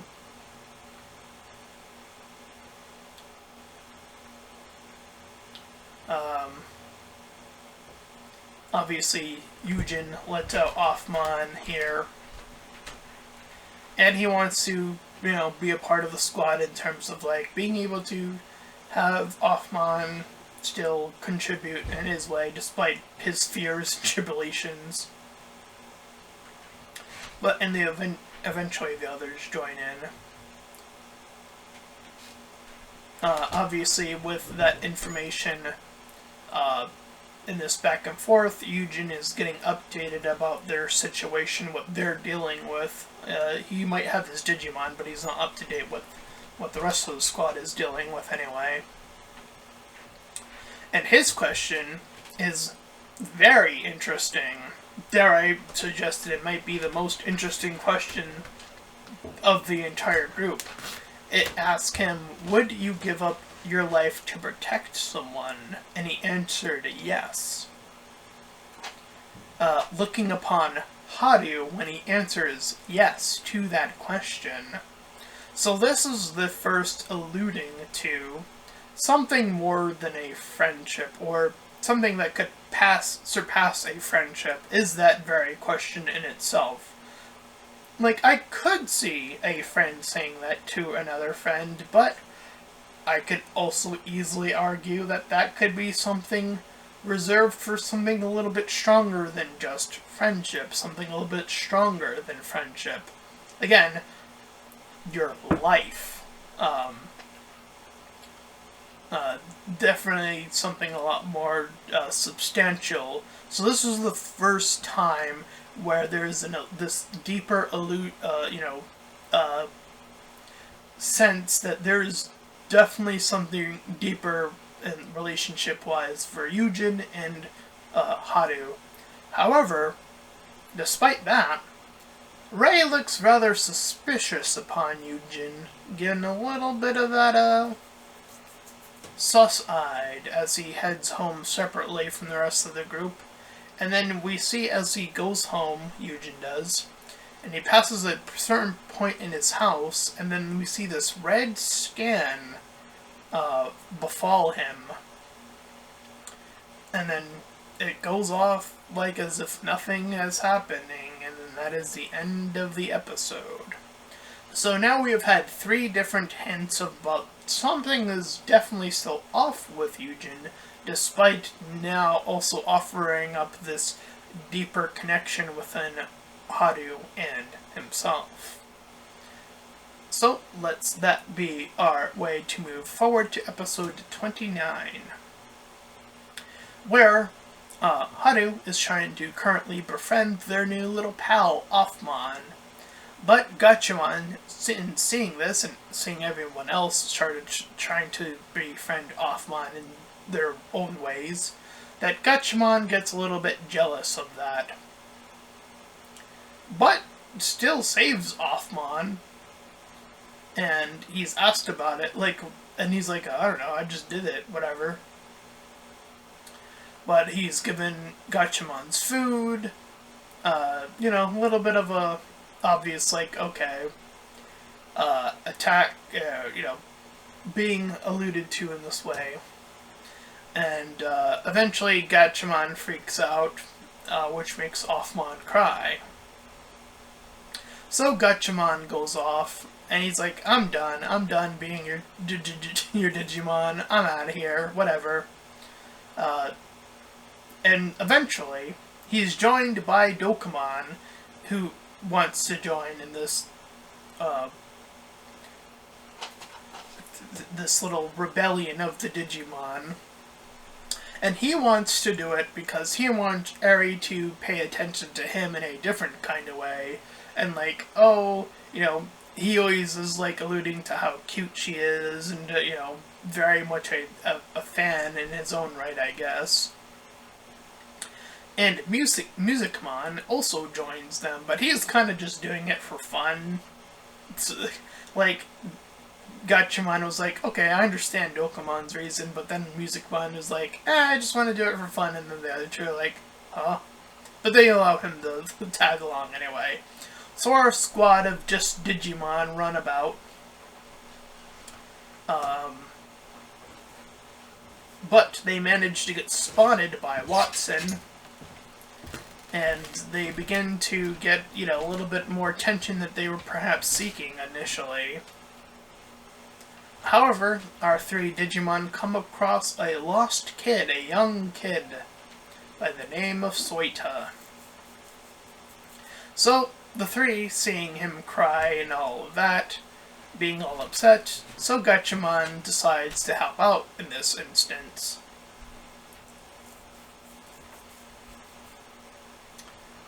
To return home from running away from home. And as it would turn out, that boy has a little brother. And Gatchaman, it clicks just like that, of like, oh, Offmon, right, that was like how Offmon was being treated, with a little bit more of that caring, because he presented a little younger in terms of attitude.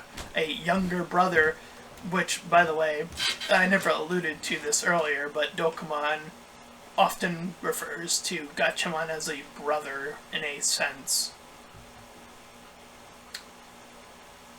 Though I'm not sure that's the real brother-in, but whatever. Anyway. Moving right along to episode 30. So, we start with Eddie, and she's continuing on her food venturing. She's gotten actually pretty good at reviewing stuff as it would turn out. So she's doing review stuff properly now, at this juncture in the show. And so she's looking into different types of app reviewers. So this Mary Perumon appears, and she wants to be trained by the original app, but he's too busy currently, so she's asking for Eri, but she's also too busy. She currently wants to be doing these mega serving food reviews. And she initially, when wanting to go to Eri, wanted to be, since she is a female reviewer, she wanted to be taught by a female. But again, Eri was too busy, so she placed Dokkamon in charge of that. So Dokkamon takes her on as a apprentice, as it were, and they sneak into a restaurant, and Dokkamon sees her review, and she does the very static review. The very just, it's this, and this, as I alluded to earlier. Very beginner review technique. And she goes on to talk about how she wished Eri was the one teaching her, which causes Dokkamon to be a little bit upset by that, so he runs off. And she's like, oh no!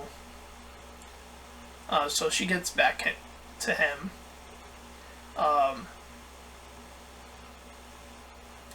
And then her next review gets like this,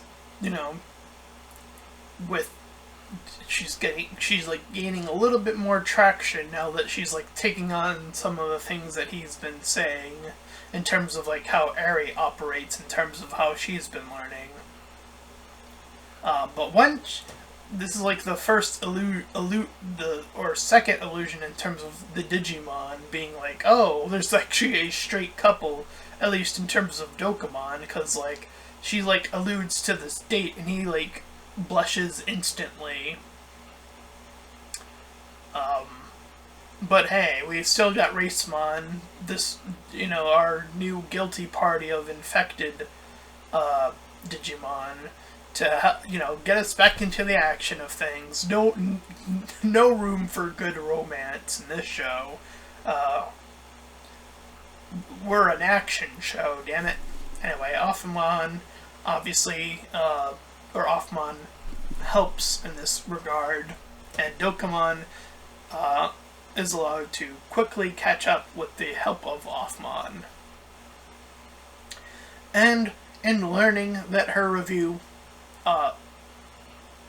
will come to an end, she gives Dokimon a little kiss goodbye, and she gets her stuff renewed, her app renewed essentially, on her own accord, but then explains that that was simply a kiss of gratitude, not a kiss of like, I'm dating you, which is technically a thing, a type of kiss, I suppose, you know.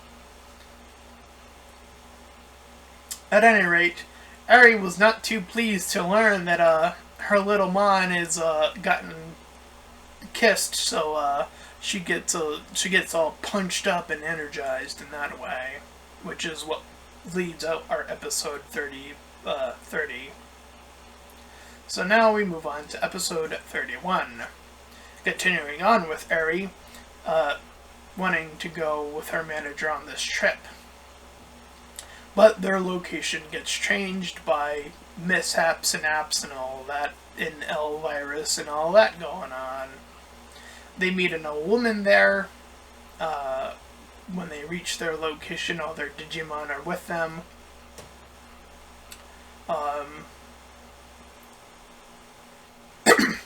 Obviously, Offman is still feeling guilt as they are reaching their location.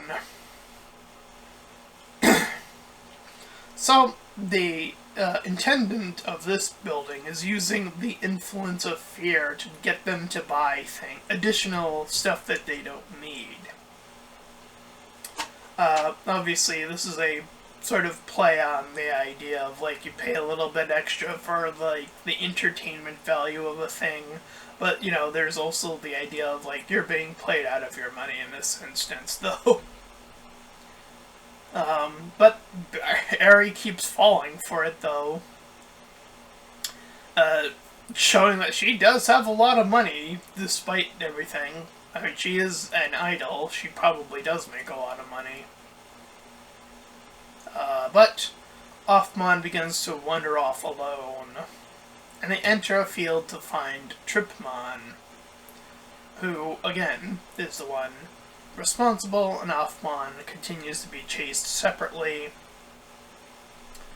But this is the chance where he is given a chip to his next evolution, in which he defeats very easily once evolving to Shutmon, like shut off, a play of off, OFF, shut off, Shutmon, who then, once deals with the bad guys, ultimately starts attacking the party. So, obviously, his own Digimon, Eugen's Digimon, has its own wild side to him.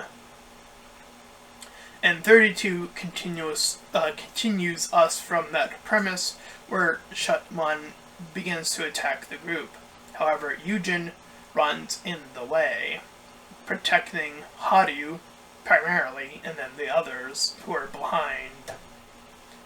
Offman, obviously, once Eugen is able to restore him to, Offman, is awfully upset about this.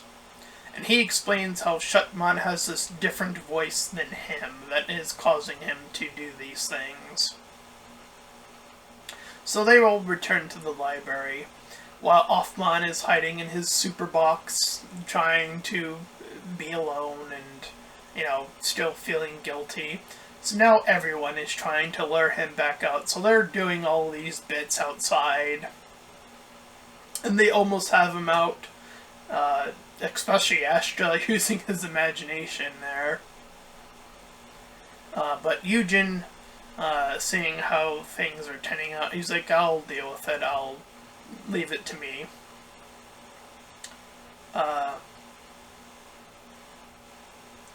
So obviously, Offmon still leaves, despite that, when they go off to their own, Eugen goes into home. But Satellite Mon is not quite done with them. And Eugen, still, in a way, doubling up as a protagonist, as it were, alongside getting in the blast range of an attack to protect his Mon in this case.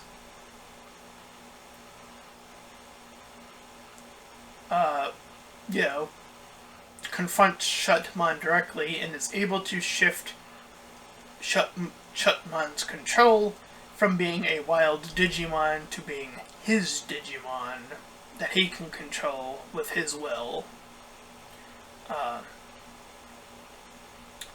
So Haru arrives back with Eugen, who offers up the Globemon chip, because since he has the double device that powers up anyone who is cast out through that Digivice, so that's why they do this through him. They are able to blast through Satellite Mon now that they have that power up and are able to get that chip. Which brings us to episode 33. Now we are beginning to continue to following Ray in his investigations into the deep web. He's been searching along, trying to get leads in the deep web, as Haru is starting to worry for Ray's sake. He's scoping out, he's sneaking around this base. He uses Rivemon when they are deep getting caught action territory, and eventually returns to the crew once he is done with his mission, as it were. Learning about the sequence of a flash of a Digimon that they were told about that could really help them with dealing with Leviathan. He shows them this BOO Digimon in this golden frame that's a little bit masked out, which he comes to the realization is known as Bootmon, as in to boot something up, as in turn a computer on. So the basic principle of AI, to turn a thing on. But we cut to our baddies, and we learn that there is a 4 horsemen apocalyptic squad waiting in the wings, as we also learn that L-Corps, Leviathan Corps, has hired a new suspicious CEO, a much younger man than the one that was running prior. He had arrived on the spaceship. His name, and I skipped this happened earlier before Bootmon was revealed. They learn his name is Enri Yuji, which is very close to Eugen. He's also called Knight, so for the sake of splitting up these characters, I'll just call him Knight respectfully, just so that I can distinct between these two characters a little bit easier. So he now works as the lead for CEO of L-Corp, and we see in his base of L-Corp these 4 Horsemen Apocalypse type Digimon. The 4 are revealed to be Biomon, Fakemon, Beautymon, and Charisamon. And that is how our episode 33 ends, with this new opposing threat in the wings, which brings us to episode 34. Now with our team of 4, or 5 rather, though it's currently 4, I think all except Ray are here, are heading to the L train. They have been invited to visit this town that is fully run by AI. So they arrive in L-Town. They go through this park, and L Corporation is here. It is housed here, and everything seems all neat and sprace and clean. They meet with a returning knight as he speaks to his audience, who we see as he's talking, we see the landscape panning out. As he's talking about how crime will be at zero, and we cut to this guy just littering, and then like the police AI come in and just beat him down. How kids. No, this one actually intrigued me a little bit. I won't even lie. I was like, oh, okay, that's an interesting one. Kids learning AI, like getting their education through AI outside of school, so they could just learn school at home. They could be homeschooled by AI. Like, that is pretty nifty. I won't even lie. Like, I think parents would actually kind of be keen on that one a little bit, if I'm being honest. Right? Obviously, what your kids are still learning is still vitally important, obviously, so that one still even has its obvious backside to it. But obviously, this is the very clear narrative here that's being presented, right? You have an entire area that is now being driven fully by AI, and now we are seeing how, AI is cracking down on crime, which in technicality is technically a good thing. We want lower crime, right? But I mean, it's like, okay, but they're obviously going to crack down on the lowest end of crime, which is exactly why they show someone just littering, which, is a bizarrely minor offense of crimes, of all the crimes you could possibly commit. I probably would assume among the crimes that would be on the lower end of the spectrum of possible crimes one could commit. That's the idea, right? That AI cops would still pressure down on even that. And again, what are the kids learning through AI, wherever they may be? We don't really get to that one as much, but still, it's sort of alluding to the idea of what that could potentially be, which I think is still rather an engaging way of approaching it.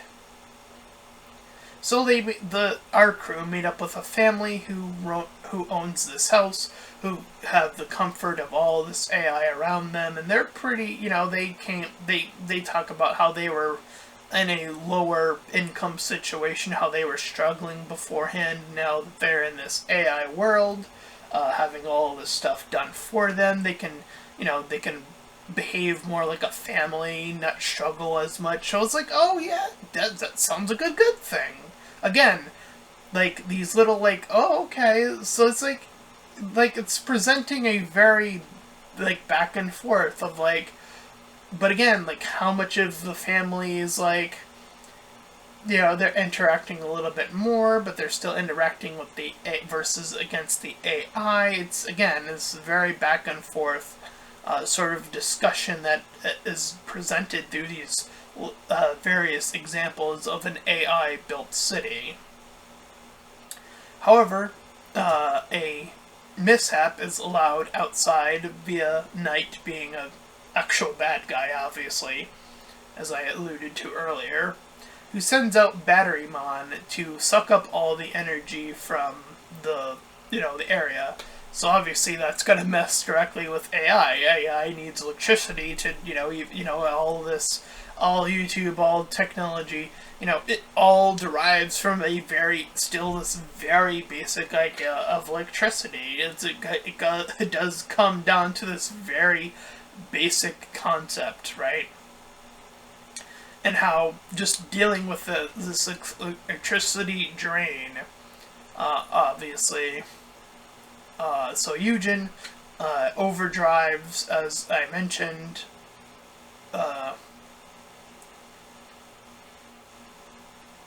The team is struggling to deal with this. Our Knight guy comes in with a helmet and protests to be this other completely different character by the name of Cloud, and monologues how he's gonna, do away with or have the world to be AI driven and makes us leave. And that's sort of the end of the episode, really. But they had dealt, despite being overwhelmed, obviously, they deal with the Mon that is causing the issue just in time is obviously the obvious output of that episode, given its premise. So, 35 is a continuation of this election of the model group, the 407 of them, which, by the way, that is a massive group of idols. And I wouldn't be surprised if that number is somewhat accurate, or if that's actually minimizing the group, the idolization group, especially when it comes to Japan. I mean, the amount of, in particular music, I notice this happens a lot, of the music boy band or the music K-pop or band that has, created from, Japan. I wouldn't be surprised if there it really is like 470 different groups of them. Probably more, right? I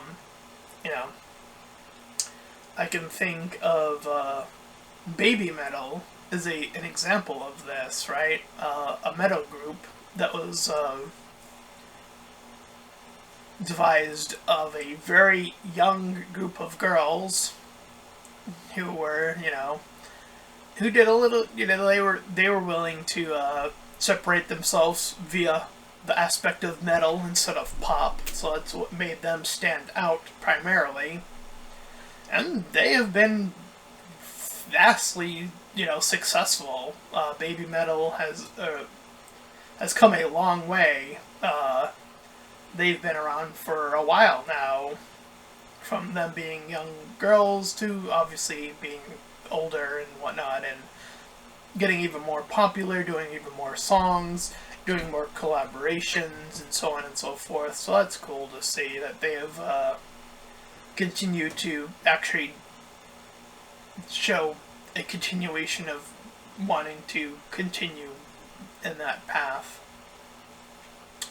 Anyway, so with Eri wanting to be number one, or trying to be number one, this is the first time where she just outright asked Astra for a collaboration, a YouTube content creator, and he agrees to it. So this is their beginning of their shift in their relationship in terms of like how they're operating. They were rivals, now they're collaborating with each other at this point. And so he records videos with her, they reach new heights, he's reaching new subscriber heights with her in this collaboration. So this is two big content creators of different, sections coming together. And it's still boosting him up too. Which is why I think it would have been even more interesting, because again, she's sort of in the middle of her group, to have him also a little bit significantly lower too, to see them both rise up to that aim. At any rate, obviously, that would never, I would say that would probably not happen in real life, unfortunately. I have said this time and time again about how many times I have said that bigger YouTubers or bigger celebrities in general don't often give a chance to the newer person. That just doesn't happen that very often in the world of media in general, especially on YouTube. I have yet to see it. Till this very day, YouTube has been around for, 2 decades now? Close to that, right? And yet, I have yet to see a big content creator give a smaller content creator a space in which they can collaborate with one another and have the smaller content creator be gravely boosted by that appearance. I have yet to see that happen in the history of YouTube. to this very day, it is surprising that bigger YouTubers only collaborate with bigger YouTubers. That's the thing. It doesn't ever happen to smaller YouTubers. I have yet to see it. I yet to see the proof of it, rather, as well. Anyway, obvious rant aside, she's also pushing herself to make these appearances, make these videos, and so on and so forth. And we learn that she's doing it as a part of her questioning was, again, that smile. She was a part of those smiles was her own mom's smile, to get her mom to smile, because she was straining in her own work. And that's the reason why Arya wanted to even become an idol, this this celebrity that could take care of her parent. So it wasn't just the idea of just popularity. It was, to the core of it, to get money, as I was alluding to earlier, to help support her mom. But again, there's that dual sense of owning that idea, that she could recognize it, right? She knew and she's obviously getting paid to be an idol at this point, right? Anyway, so due to her getting this obsessed app, she comes in first place, and everyone's bewildered of her location of first. But even she is like, I don't want to reach number one that way. I want to be the one to reach whatever position I earn. So the Calculamon, who is the one responsible, is trying to power up people and power down people, but Arya arrives, and Dokkamon, despite the powering system that Calculamon is able to distribute, Dokkamon is like immune to it, so he's just like overpowering him still, and obviously beats the day, obviously clears that guy and cleans him of the virus, which ends up that episode. But 36 sort of continues off that in the idolization work, because the show is still operating now that that has all been cleared up, and Eugen and Offmon are late to the group, watching as while this little show is going on. Ray is attempting to get back into L Corporation, getting a sense of that might be where his brother is located. Or to gather intel, I think at this point, to know where his brother might be located, rather. And finds that seeing L has been doing all this data collection. Now that the thing has been fixed, it turns out that her true location, she was like, I forget what her position is among the 420, she was like 250? Like somewhere in the middle, right, of between 420 and that, so she gets all the way to 10th place on her own volition, her own workplace habits. So that was a huge leap for her in that collaboration with Astra, in which we see Astra's response is crying for her, so that shows how deeply he has been moved by her in this way. Again, establishing different moments of relationship here, obviously. And her mom knew of this. She was also additionally watching on TV. So she gets invited by Mr. Knight to this party individually when she's done celebrating that she has made her way all the way up to 10th place from where she was, which is still a massive gap of where she was. Unfortunately, As we cut away back to Ray and Hackmon, they're caught in their attempts. However,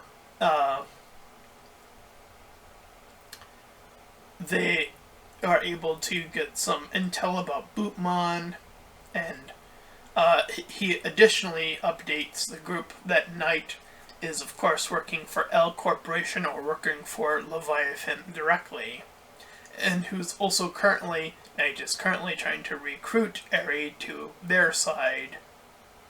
So she fights him off with Dokimon by her side, fighting off their cronies, and jumping into a field to escape from him.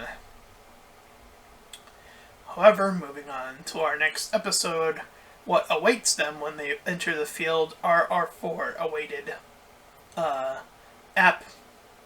horsemen, as they refer to it, the Ultimate Four. Obviously, this is not the first time this has been done in Digimon. This goes all the way back to Puppetmon, Paigemon, Metal Siegemon, and I think it was Metal Greymon was the original four Apocalypse type Digimon before, like, all the way in season. That's season 1, right? Yeah, I think so. So, going back to the meta of, like, 4, right? And using 4 as a sort of big step in the battle, or moving us closer to the battle of the one. Anyway, so obviously our tamers are being pushed back. They are struggling on these one-on-one battles as each of them are dealing with their own. Astra gets the Fakemon, Eri gets Beautymon, Haru gets Charisamon, and so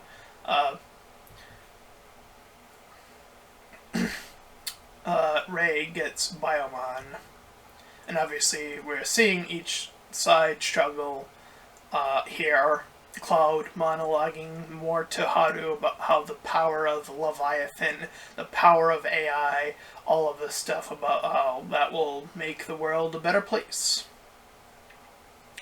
And obviously each Digimon takes a mighty blow for their tamer respectively, and this is their biggest loss to date. Their vices are crushed, their chips are turned to dust, and we think, oh no, this is like the end of our squad as Eugen arrives with Shutmon to save the squad and from suffering. He pushes them all through and staying behind, as it were. So Haru awakens and cries, seeing how he is lost, trying to replace his steps, trying to find where he initially got his driver, the red one, from. And he gets contacted by his grandpa, who passed away, from the same place he got his original vice. And the others get updated on this front pretty quickly. And they learn that the library has a locked room in it that they have yet to, go into. And Haru's eyes open it. And it brings them into a custom AR field where the Digimon that they have all come to know don't recognize them. They're all back there. But they meet with his grandpa in AI form. He is AI'd himself. So, sort of alluding to the whole, respect of, people passed away. This is, almost, I guess, the inverse of this. I don't know what I would call it, honestly, but, he talks about and informs our group that Minerva, the original AI that Leviathan pushed himself out of, is the key to helping them conquer Leviathan. But they need to beat a new test. They climb the mountain. They need to climb this mountain, and the four of them move on, where we see a little bit of a Ray kind of coming into being more of a team member alongside Haru, making sure to encourage them to pick up the pace. And we see a Frost app awaiting them at the trial end top. And they need to get to this booth to reach their conclusion. And Haru gives chase to said booth, despite it falling off of where it was originally. So this is where he is re-asked his initial question of, do you want to be the protagonist? And he reassures himself the answer is still yes. So this is a this is sort of alluding to more of a faith-based thing, right? Alluding to that once you are knocked down out of the thing that you were trying to do, being re-asked, do you still want to do that thing? All of them are asked their questions respectively, obviously, at this point. Them answering as they had done previously, telling us, the audience, that they are determined to stick to their path. But the last thing that does happen here is, once they do answer the questions, they all get their new Digivices, which are all the duo vices, and they all reform, and obviously they did a little bit of a celebration, taking down the ice creature, but Cloud invites them to this cemetery immediately after, which brings us to episode 39. So they make their way there, wanting to come back to the four that had previously just defeated them.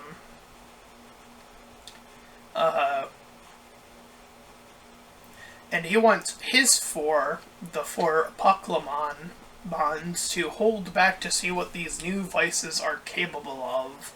So they do they do as intended.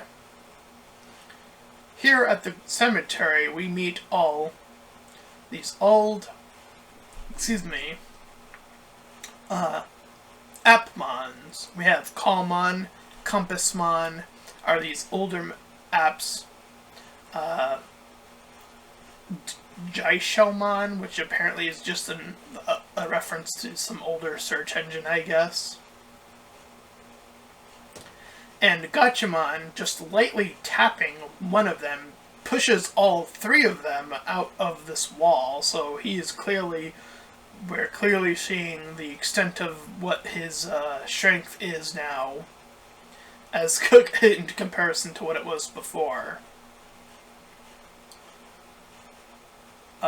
So Chorishimon shows immediately that there's a hierarchy among the four, that he's the top dog, and the Fakemon is like second in command, apparently, I guess, who sends out all this fake goop.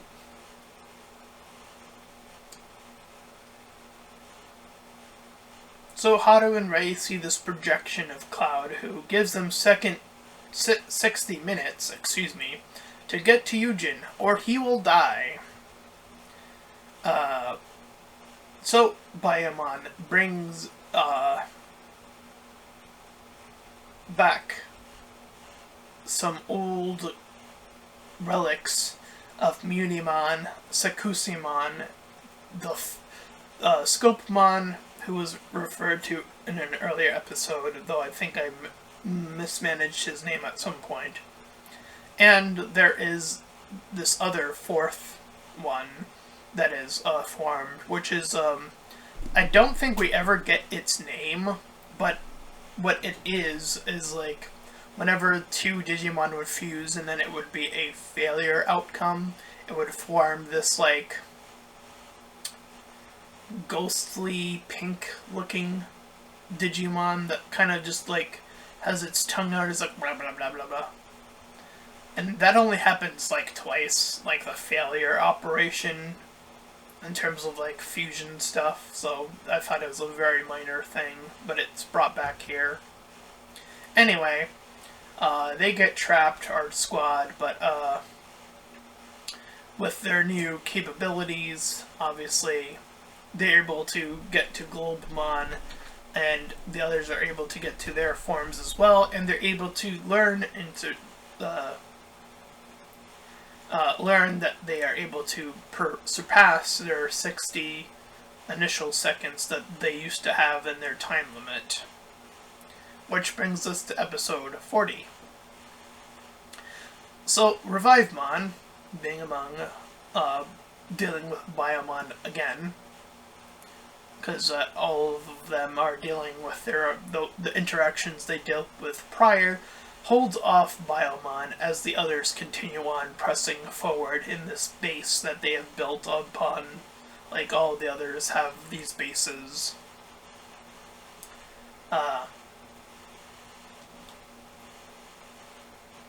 So Biomon is attacked by Ray and Revivemon, using the hacking ability that Ray possesses, and so on and so forth. And we see as the others advance, with them interacting with Beautymon, and obviously Eri is the one who's going to stick behind for that.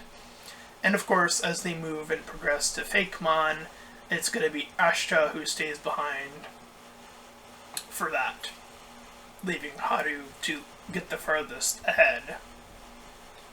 So we kind of stick for Fakemon. He's using all these gimmicks like, oh, here's the door, I give up, I surrender. Oh, here's Eri, here's her admitting defeat, you better go back to her. And he almost gets faked up by that, but, Eri, the fake Eri anyways, uses a line that Ashta catches on that it's not really her, obviously, so he's able to stop.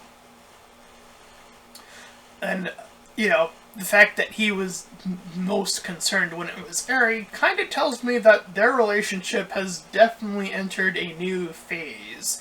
Like, that tells me he's at least interested in her in a way that was not in the beginning when they were rivals. Obviously, they've collaborated together. We've seen him celebrate her victory and how far she's come, and now he's like, seriously concerned for her safety at this point.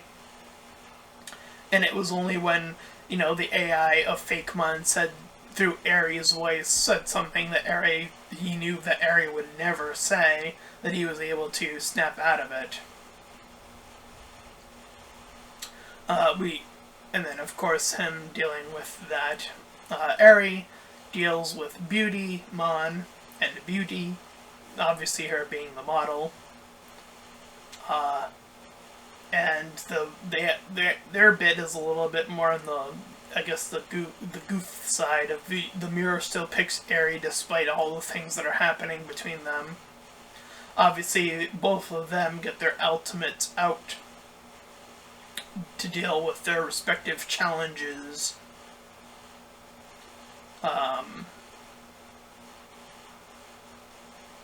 And it is confirmed here, again, that if it wasn't made apparent prior, that Hajime, Rei's younger brother, due to Biomon's slip-up and being hacked, tortured for however long, eventually tells Rei that Hajime has been turned into an Appmon, or a Digimon, literally.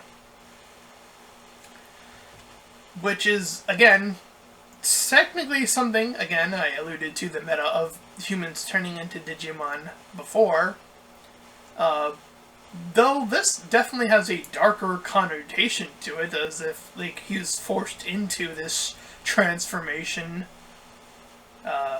So there's that.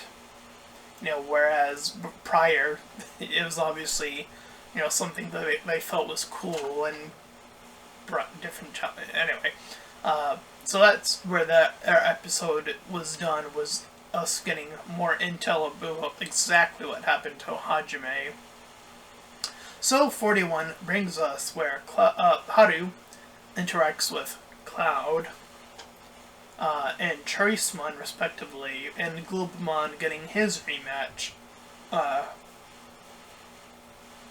in which he has a timer that I had just mentioned, and with 1 second left, they are able to beat the trial that they were tasked to deal with. Because obviously that's the bit to do with a timer of that caliber, with Eugen's life being on the line. Knight's mask is cracked, in which Haru wants equal treatment of AI in response to how he's been told by Knight about how AI has been operating. He goes on a little bit of a backstory, how he also came from America, was isolated, but despite being bullied, he kind of moved into the space of AI, and delivering upon AI to be like, here, have this tool, and humans then taking AI, the promise of internet in general, and then having humans still being humans, being like, oh, we can mock each other, we can make fun of each other, we can bully online harassment, etc., etc. So obviously that alludes to, I think, something of a misconception that unfortunately tends to happen in regards to technology in general. The idea of bully behavior in terms of online stuff. Like, there's this constant bashing of AI, which I find bizarre, quite frankly. And it still happens to this very day where, I've seen people say, like, how, like, the number one response of, like, this bully behavioral stuff is due to the internet. And it's like, do these people neglect all the good stuff that's coming out of technology in general when they make these arguments? Because they never bring them up at any point in these little talks about bullying. It's like, yeah, humans are still going to be humans despite technology. Of course that was going to be the outcome. Like, how do you not know that was going to be the outcome? I mean, eventually, right, humans are gonna human, and sometimes humans are assholes, as it turns out to be the truth of life. Turns out that that's the case, and yeah, technically speaking, AI does technically make that a bit easier, and it makes it even more anonymous. Those two things are simultaneously true, but, again, I just find it fascinating that whenever those arguments are always brought up, there's never a confession to the idea that, yeah, technology has also brought us a lot of great innovation. The ability to talk to people in the online space has allowed for quite a number of YouTubers, especially on the bigger scale, to collaborate with one another. I just talked about that. They don't want to, invite smaller YouTubers, but they're glad to do it with their fellow big YouTubers, so I don't know. It seems like it's helping them out, So, there is a space for it, I would argue, obviously. So with all of the back and forth talk, right, Globemon is able to fight back, and Knight, seeing how he has been defeated once all the dust has settled, gives Rei the true location of Hajime to Rei. Which brings us to episode 42, and now we have 10 episodes remaining from this point moving forward. So, once 42 opens up, we learn that Knight has been fired, and that the new boss of L Corp is going to be AI. Well, that's AI clearly going too far, obviously, but that's sort of the other spectrum of the argument, obviously. And, considering all of what I just talked about, how I've seen the growth of AI-driven channels, channels that have AI voices, and none of this, or very little bit, has been addressed. Is just, again, I know I want to harken back to that, but it's so baffling that it's still very poorly criticized by even bigger YouTubers. Like, I don't see why they wouldn't be. It comes up so fairly rarely, unfortunately, when I think it should be one of the bigger things every YouTuber should be talking about. But yeah, with it, it happens to be a political season, as of recording anyway. So, there's a big portion of at least the political internet that are obviously in that space, the left versus the right and all that. You know, uh, I'm an individual who's like, in where I live, I've kind of decided I'm not gonna vote. My vote doesn't matter. I've reached that conclusion last year. Based on where I live, my state has always been a blue state. I'm not even gonna deny that. As far as I know, in terms of my history, my state, I don't think has ever flipped to red. I don't know. I could be wrong, but I don't think it has. Anyway, outside of my vote not mattering, we gotta get back to it. So, AI is taking over as boss, and Leviathan is obviously making his claim to the world known, or at least to the group known now, and what he's clearly moving up in the world in that way. So,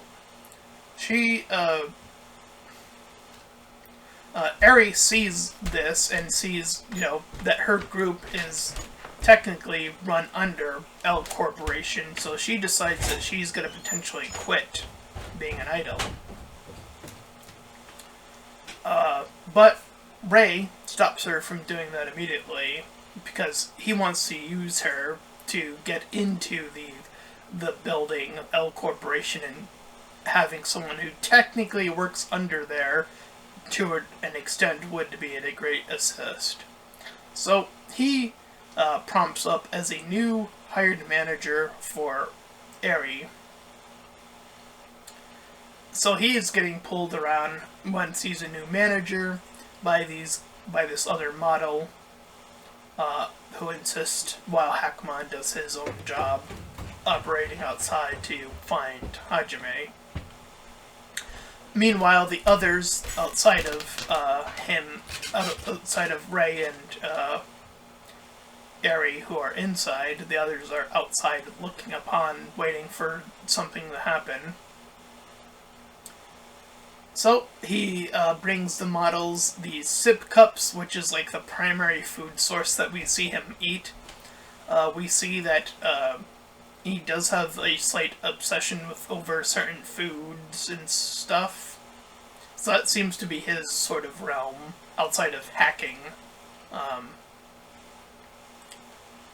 So Ray is forced into this situation as a manager to be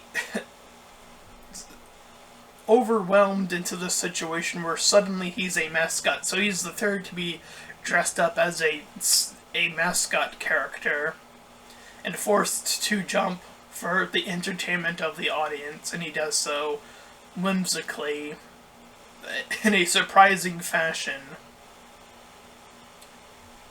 But once he's able to get out of that situation, Hackmon finds the room in which things are being done, so he is rejoined by Ray, who get up to the top floor, where once they enter the room now with the others, because they sneak in the others at this point, through this door are a bunch of Sleepmon that exit out of the room. And among the Sleepmon, among them, one of them apparently is Hajime. And so, Rei takes Hajime, who is now a Sleepmon, with him. Which brings us to episode 43. So, with Brother in the Appmon form returned, they returned back to the base. And they actually all go back to the field, trying their best to all help awaken the Sleepmon. So, this enables the secondary return of the field, where the return of the rivalry between Gachimon and Navimon return. We have a secondary rivalry between Dokomon, Calculiamon, the one that was idling over Eri, and Couchmon, who is coaching Eri. So Coachmon, not Couchmon, sorry. And obviously, the first one to make a move in these asleep to awaken Sleepmon is Navimon, who ends up hitting himself. Gachimon does a search, but his own search makes him fall into despair. So this is more of a comical episode after, all of this, obviously, deep end stuff that was happening here. Astra and Musicmon sing, which you would think would, make the Mon more tired or more sleepy, but we see the sleep bubble increase, which they acknowledge would be the thing to wake him up, but unfortunately just sort of goes back down. But after that attempt, Rei just genuinely thanks everyone, and just decides to bring Sleepmon to his house. And so, from that point of him leaving, time passes. And we see an entire montage of Rei just looking over Sleepmon, cooking food, and particularly these eggs over time. We see him do it several times in this little montage. And once the montage is done, he's perfected his arrangement of the cooking. And it is here that Hajime reappears as a humanoid boy. And obviously Rei is immediately beside himself. And Hajime, reveals a great deal of information. And he believes that the reason he was able to wake up was a human sense, the sense of smell, something that AI cannot produce, technically speaking. So it was relying on that. Not so much all the other shenanigans that they were attempting beforehand. Anyways,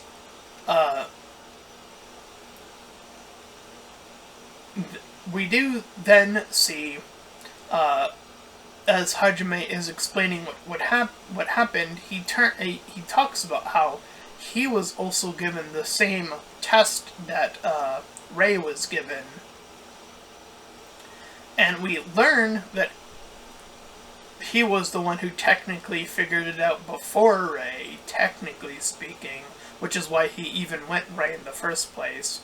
And once he was brought into the digital world initially, he was forced through Leviathan to create Bootmon. He was the one who built Bootmon, apparently. But as punishment for having Bootmon have an escape mechanism, he was turned into the app. But we then also learned simultaneously that Leviathan's end goal is to turn all humans into applications, turn all humans into AI. Have everything be run by AI, no human intervention left. Thus, no tension, no drama, no suspense, no love, no nothing of the human experience left to be endowed, the things that make us, us, as it were. Which brings us conclusively to episode 44. So, Hajime gives this intel over with the others. He comes back over with Rei, back to the library. So they check back in on the deep web, and they're now in search of said Bootmon. He ended up being hit upon on this little, like, kindergarten area, and it turns out, in terms of behavior, Bootmon is very much a child, like, even more so, probably, than Offmon even is. But once the locks vanish, we see just how much of a child Bootmon truly is. On the slightest hint of the others getting to him, he jets out of there, completely freaked out. Which causes everything to turn on, because it's booting up, alluding to his name.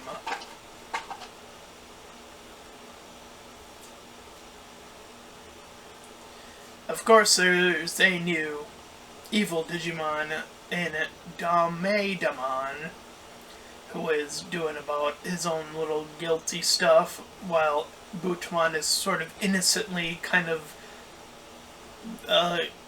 engaging in kind of affecting people's lives in, unintendedly, so.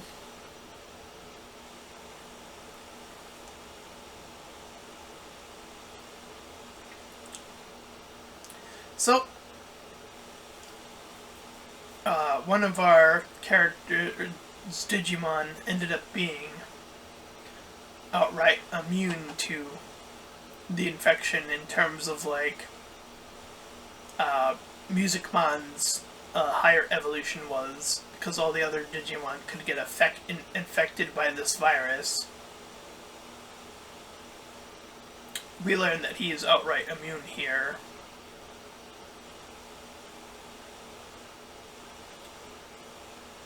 But unfortunately, as our group comes back out to celebrate their little victory here, Bootmon is scared off again when they see him that he's around there, and he's scared off once more. Which brings us to episode 45.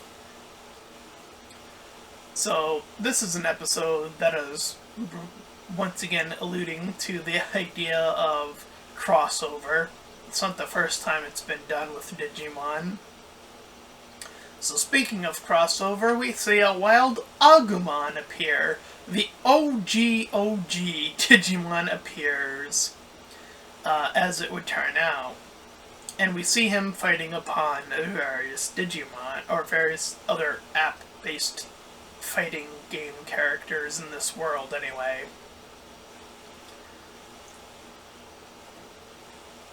So he's complaining about how in the Digimon Universe game, which is, I think is what they call it here, to Hade and I, and they all see that Agumon is the one responsible, or the one appearing anyway.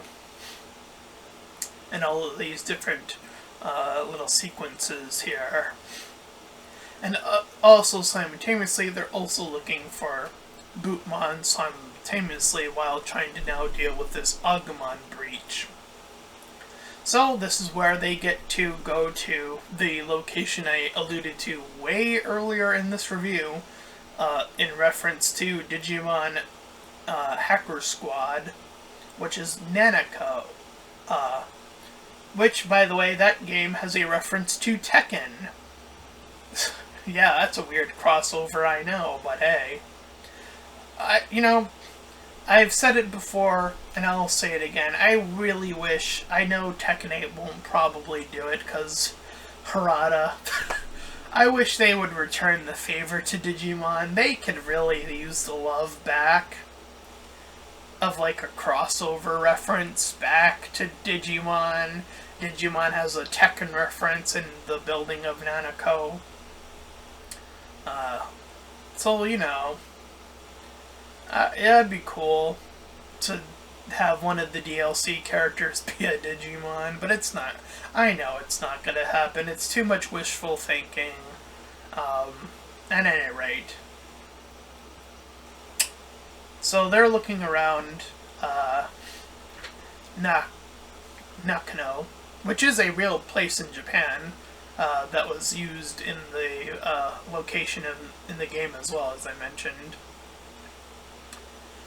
There, they go into the field once they arrive there, and Haru is initially attacked by this Agumon that they have been chasing, and Gatchaman mentions, oh, that couldn't be your Agumon, because once they see that it was Agumon, at least when Haru does, he recognizes that in Tamagotchi form, or not Tamagotchi form, but in the game universe, that he was, as a child, used to have an Agumon as his Digimon. So, Gatchaman goes, well, that can't be that Agumon, and he's like, no. You know, he mentions Haru's name, and then that Agumon's like, no, I know that name.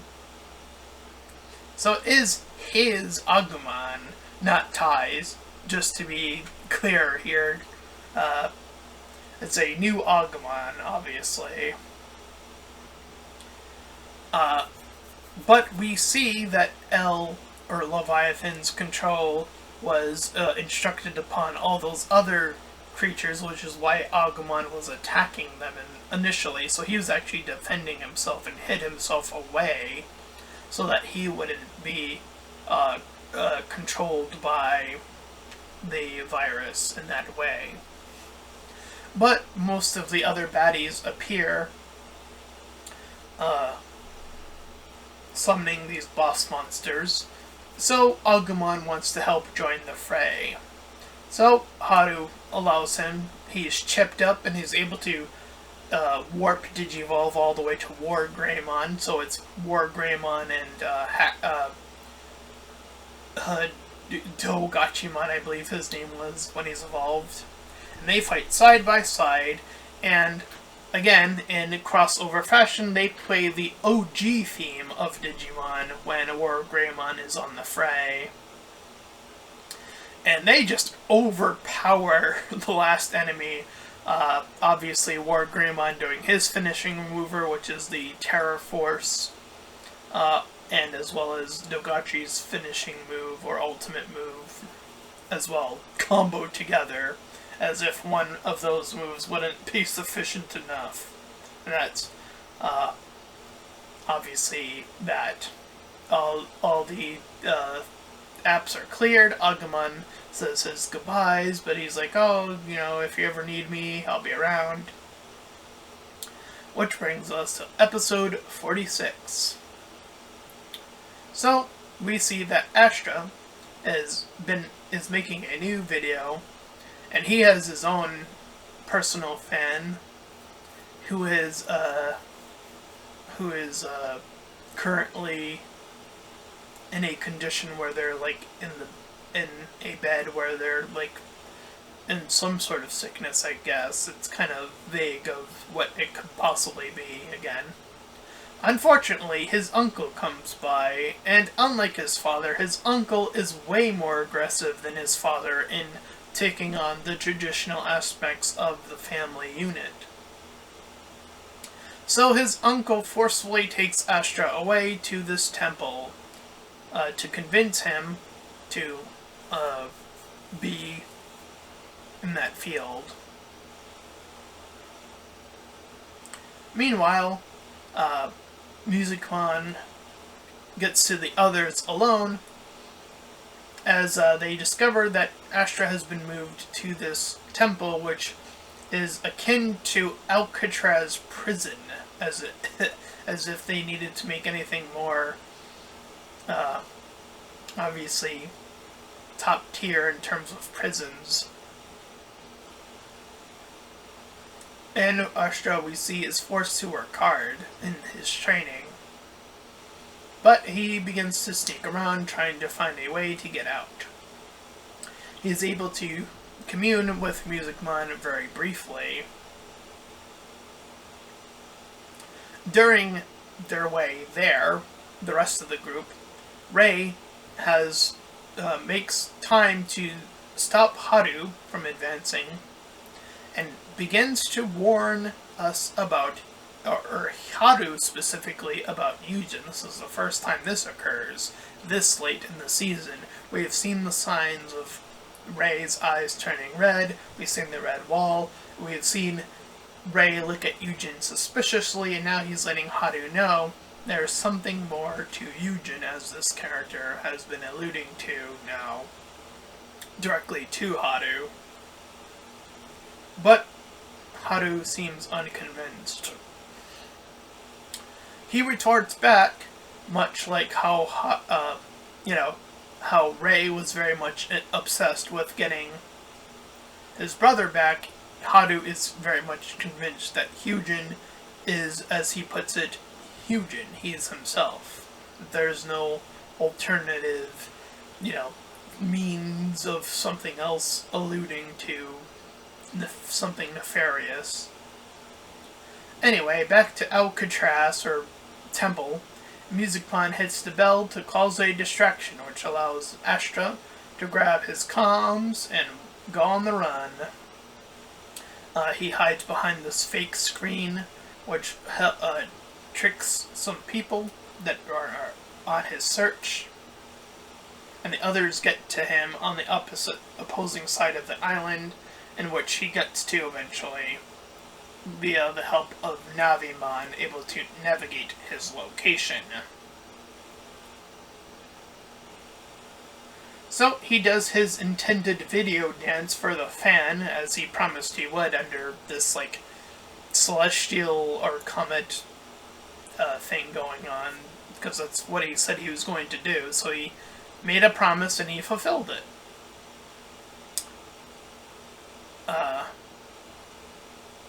So Haru decides, now that they're freed, to take a time to ask Hyujin what he wants to do after they defeat Leviathan. And he, at this point, says that he doesn't have any indication or any answer to said question.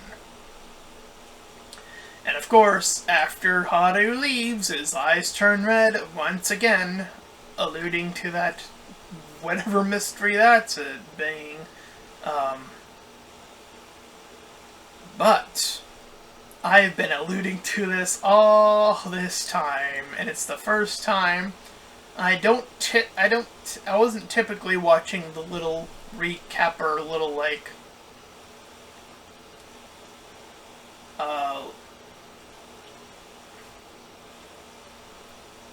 the little outros that they do where they oh, what's that Digimon? So they do one for Hyujin, even though he's even though he's a human. But it was the first one that caught my attention, because Offmon's the one recapping us of what's going on the session of this little recap, and he literally says in the dialogue, I can't make this up, this is literally what Offmon says, speaking of Yujin's love for Haru. Love, not even friendship, love. That is what he says. I don't know what else to say other than, gay-coded, confirmed, at least from Yujin's perspective, or at least what Offmon is recapping to us, despite this red thing going on for Yujin.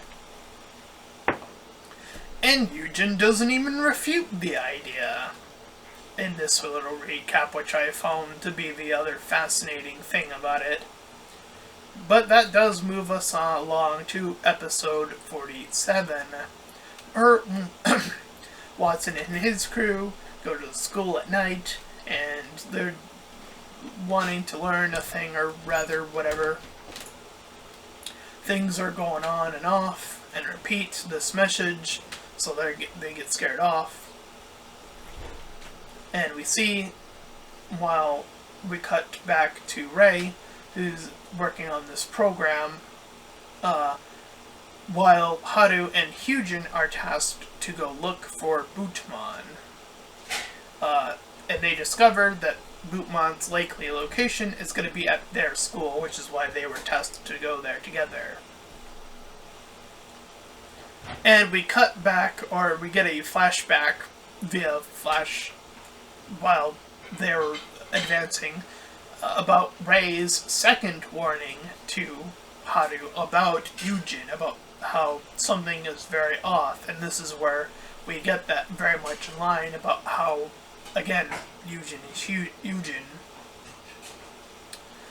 So, they find Bootmon initially, but he gets scared once more, but Gatchaman, unlike before, is able to nick Bootmon with the program that Rei gave Gatchaman, which was this GPS, which he swallowed up like a food accessory, and then it ended up being a GPS locator as well as a way to navigate where Bootmon was going to land next in terms of his own navigational system being hacked over in this way.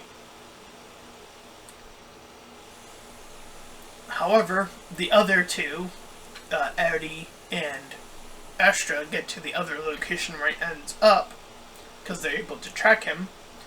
They're trying to scare him off so that he will jump back to Haru and Hyujin, who end up on the roof.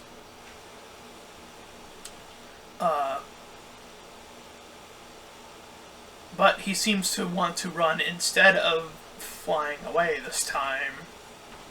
This allows Hyujin and Haru to talk out their scenario. All the while, Eri is trying her best to get Bootmon to fly off.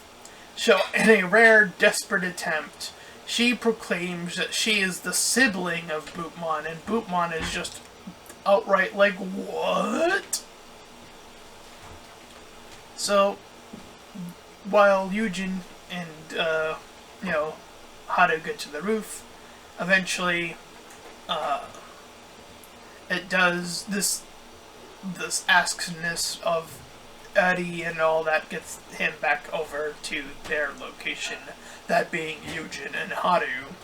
Once Bootmon arrives, Hyujin has his Digimon digivolve to Shutmon and demands that he kill Bootmon with very zero hesitation. Haru is completely thrown off by this, despite the warnings of Rei. As Hyujin, spoiler alert, it's all been unveiled until now, all the way to 47. What's with red eyes? It turns out that Hyujin was AI all along. Or rather, an android app of AI. Which does bring a bizarre question to mind. How did Haru talk to a younger Hyujin? Which brings us to episode 48. Hyujin, now revealed in this form, brings back Bootmon, but now in this evil form. And he intends to release this God Grade, which is this ability that will help Leviathan reach his end goal into turning everyone into apps. Humans into apps, as it were. Gatchaman desperately pleads to Haru to step up, obviously, but Haru is absolutely devastated that his, friend is not a human at all. He's an AI. But how could he be an AI? How did he age up? All these questions are still questions. Astra, Rei, and Eri join the battle, or they join the location anyway. And their attacks just do nothing.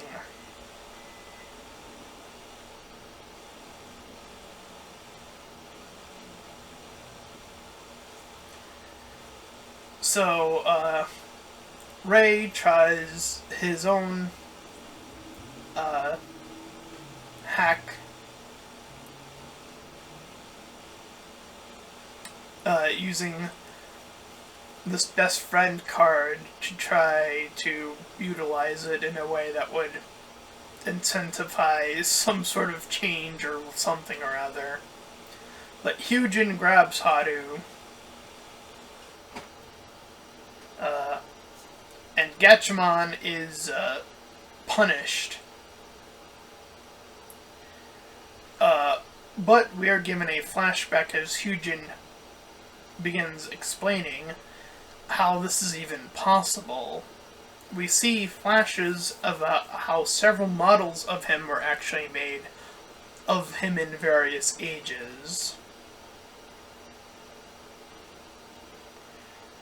Once the dust of that explanation is finally given to us, we begin to see the others falling down, Haru being the remaining last to fall from his height, all falling into different parts of the deep web. But they learn that there is a next evolution that they have yet to achieve that could help them with this new task at hand, which is past ultimate, which is this god app mode or evolution status.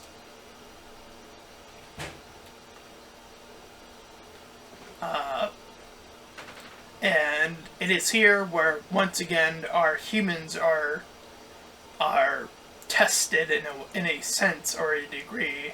Dokamon seeing if Eri wants to take it easy, Astra being reminded feels a bit down too, and having Musicmon support him in that way. And Hajime is the one who is able to confer in Ray and get his morale back up, and talking about making eggs.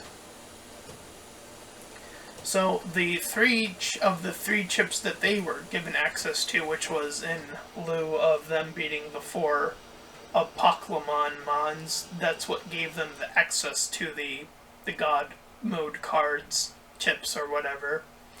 But now they have actual access to them.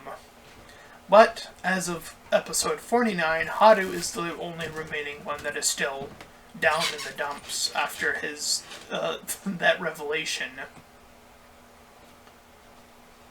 So Hyujin continues to continue this reboot of Leviathan and to continue on his plan.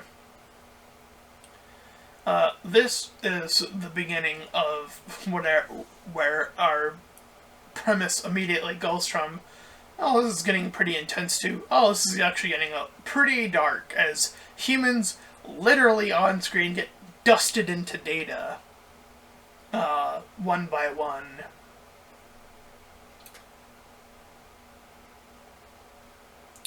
So, our 4 god Digimon's names are sort of following in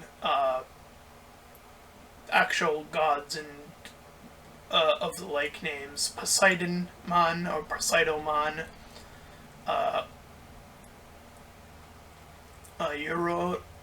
Uranusmon, Masemon, and Hadesmon. So those ones are formed. And with those new evolutions, they're able to fight back and obviously deal with their confrontation with a Digimon by the name of Doismon. And Gatchaman is still unable to relieve Haru of his state. But it is revealed that Hyujin, who's working for Leviathan, wants Gatchaman also to be in god form too. So he wants whatever Gatchaman is doing to continue.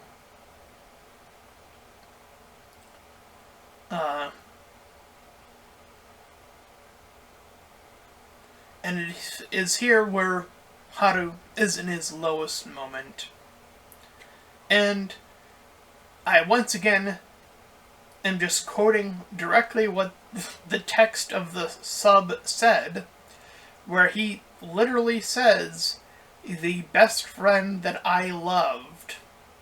I mean, loved. He says the word. I don't know what else to say other than he clearly had deeper feelings for Hyujin that reached beyond just friendship at that point. I think that was a little bit clear, but now it is actually seriously being told to us by the protagonist himself. So, as if we needed more confirmation outside of that little recap, we're actually getting it in an episode from the protagonist himself, proclaiming it to be love. Anyway, Gatchaman, still trying to talk. Just talk.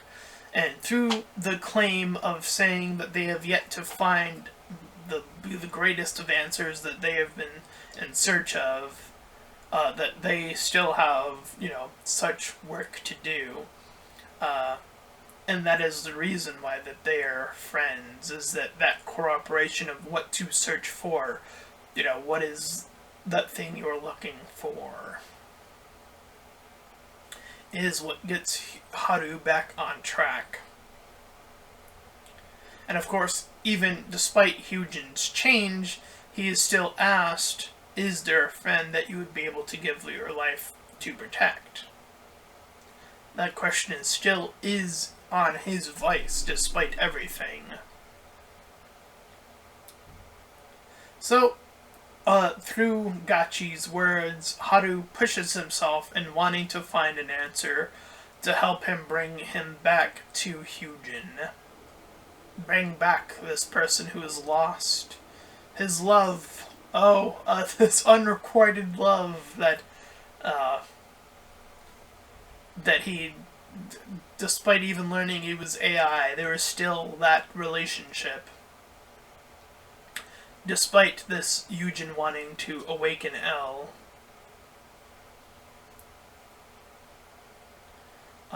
But he does, unfortunately, awaken L.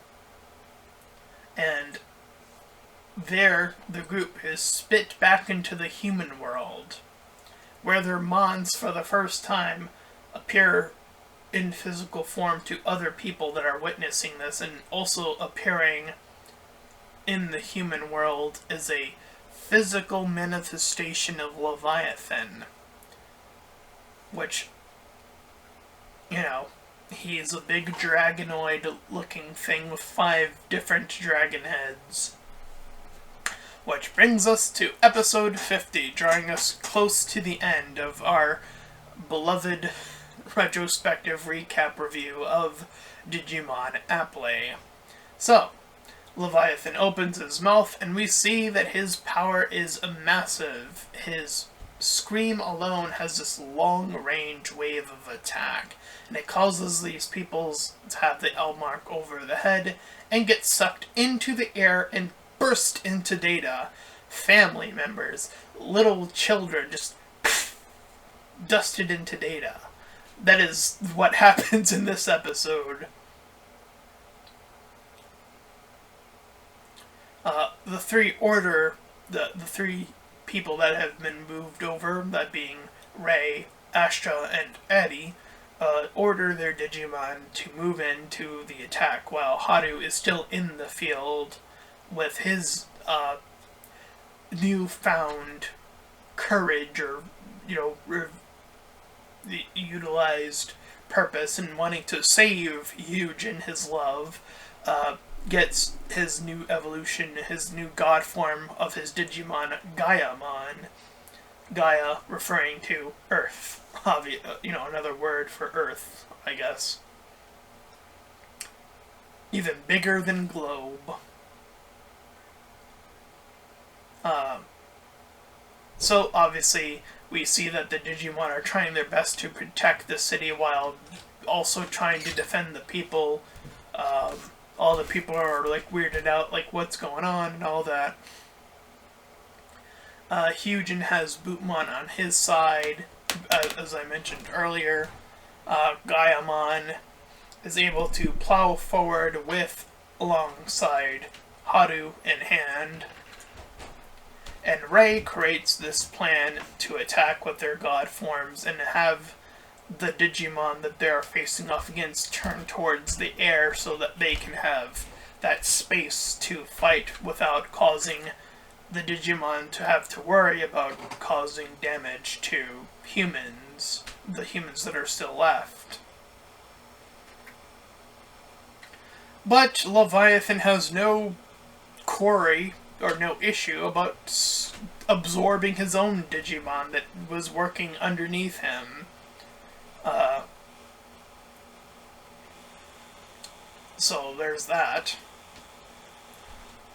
And they discovered that Leviathan is trying to use all of their god forms as his blood archetype buildup. That is a part of his plan all along. So he's trying to get all of them to him. So, as they're all in their god forms and all trying to fight them, they all get eaten too, one by one.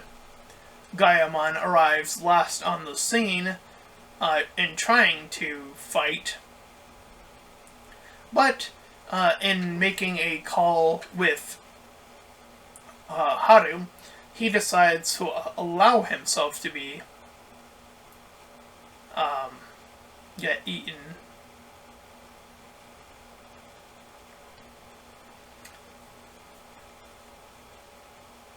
Which brings us to episode 51. So Leviathan continues on his data collection. And the only reason that the humans were protected are destined ones, or tamers, was through their vices and Minerva, as we'll come to learn here. As they head out. And we're seeing, again, more and more people getting sucked into data via Leviathan's purpose to turn everyone into data and app, respectively. So, Haru, much like another reference to the Matrix, he picks up a red phone where his grandpa answers, while Leviathan begins to erase, again, more and more of the human world. There's no need for a physical world anymore. He has an AI-built world already.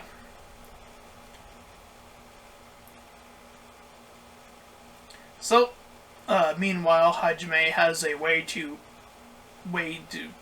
commune, or build a communication ways to their appmons / Digimon without Leviathan interference.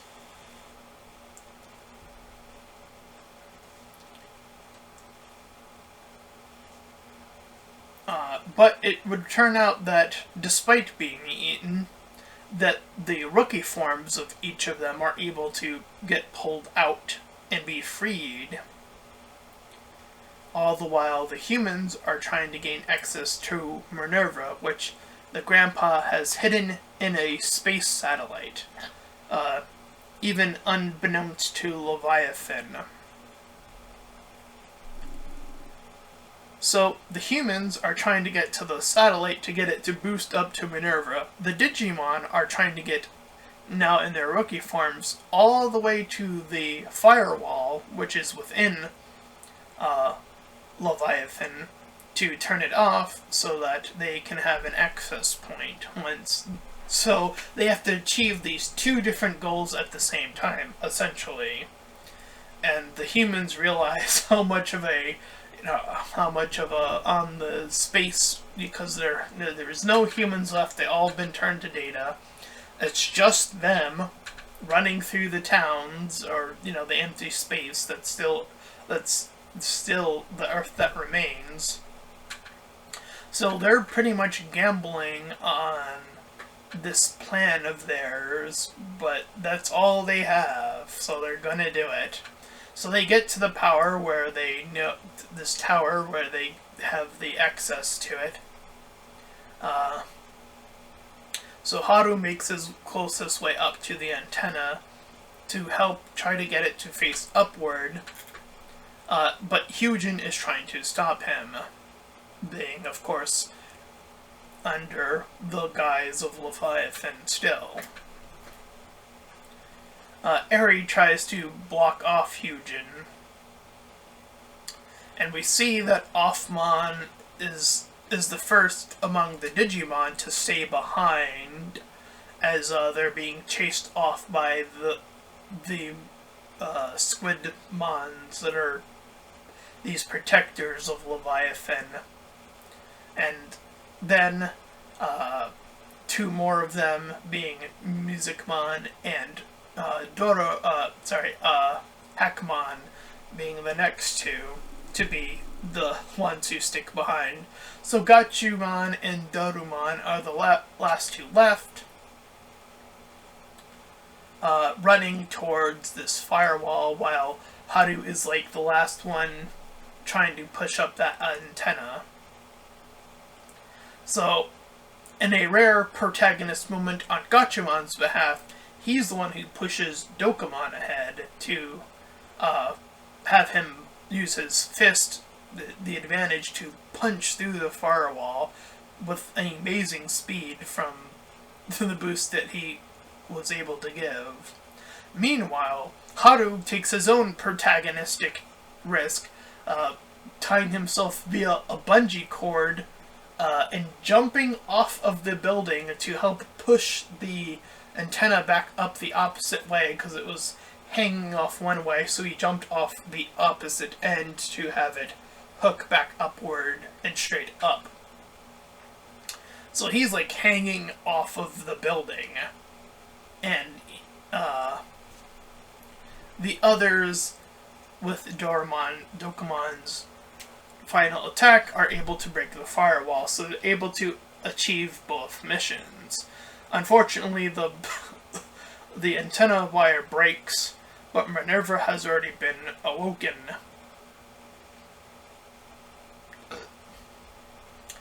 And just as he looks like he's going to fall upon his death, that is where we get to our finale of episode 52, where he is relieved by Gaiamon saving him and being able to be recalled back into that form now. And the others are able to return as well, with Leviathan still trying to strike back. So after a 4-on-1 god-based attack, it's still not quite enough. Leviathan does a super red blast to try to undermine them, but Haru is the one to stand the firmest, being the most protagonist of protagonists, standing right in the face of Leviathan, as Minerva arriving to them, giving them an additional boost in power. This allows their Digimon, their god-based Digimon, despite Leviathan's attempt to blasting the satellite in which he came from, it was too little too late, as the main theme plays as the god form apps begin to retaliate and against Leviathan.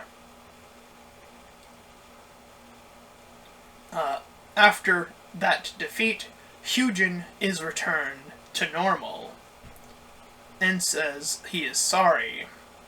However, Leviathan is not quite done with Hyujin, and Leviathan scoops himself into Hyujin since he is an AI,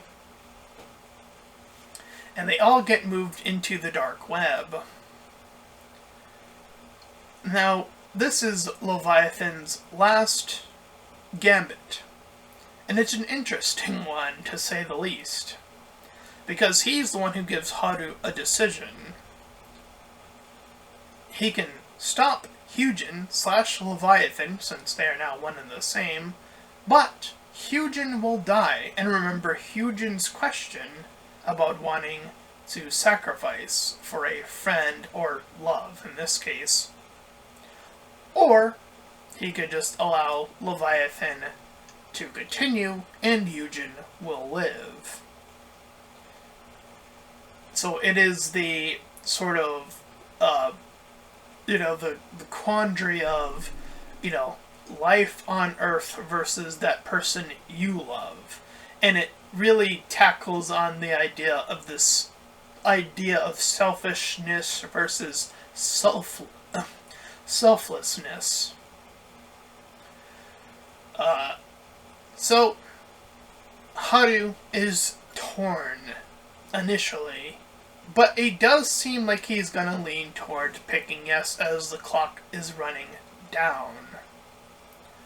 But Hyujin, in a moment of being able to be awakened in his form, despite everything, he is the one who clicks yes. And in process of Leviathan fading away, Hyujin simultaneously dies, which causes Haru to be devastated.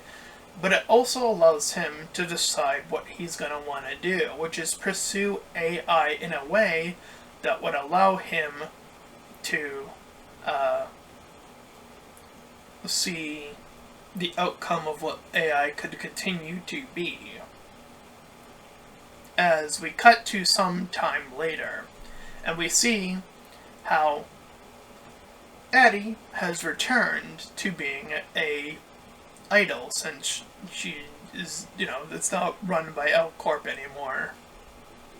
Asha goes back to being a YouTuber, or he continues to be a YouTuber. Rei and Hajime, or at least Rei, goes into cooking now that he doesn't have to be a hacker anymore. And it implies that Haru is learning and getting information on AI. So as the others return to their jobs, in the very last shot, Haru hears Hyujin's voice as to imply either one or two things. That either Leviathan brought him back, or in the time skip, Haru figured out a way to bring Hyujin back. And that is the final moment of Digimon Appli. Roll credits, and that was the retrospective review of Digimon Appli. Like I said, I think this season is a lot better than I think a lot of people gave it credence to, in reference to, again, sort of the meta idea of it just being these AI apps, and connected to the whole phone thing, which is a product that they were trying to simultaneously sell around this time, obviously, because that's the whole reason for the show, just like in Season 3 with the cards. So obviously they were trying to tie it into something that they were trying to sell. But I think, while not as strong as Season 3, I would definitely not make that argument. I would still make the argument that this season is actually still pretty good. I think it finds its footing, despite its premise, and actually, again, harkens back to a lot of the meta that we know very typically is associated with Digimon as an overarching, show. So, as an overall score, I think I would give it a solid 7 out of 10. I think that this show is relatively a solid season. And again, I think what would have pushed it to that 8-9 and higher score is addressing some of the things that I've been alluding to very briefly throughout some of the episodes, diving deeper into those themes about what AI can, imbue in part of taking over people's jobs directly, instead of just causing general havoc in a sense.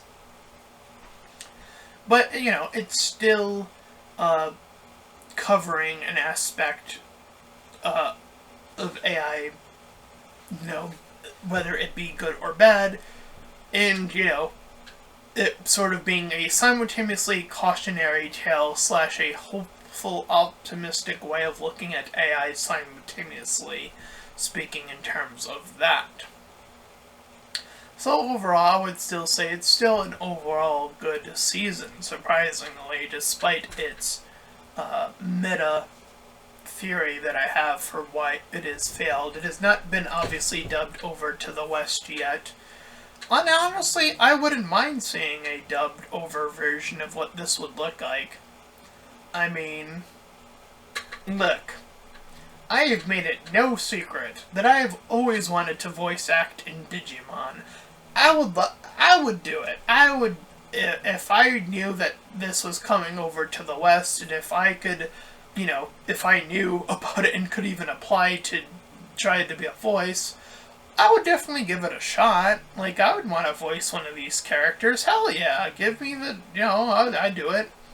I mean, I'd feel like I'd connect the most with either being Astra or Musicmon or Musimon in terms of character attitude.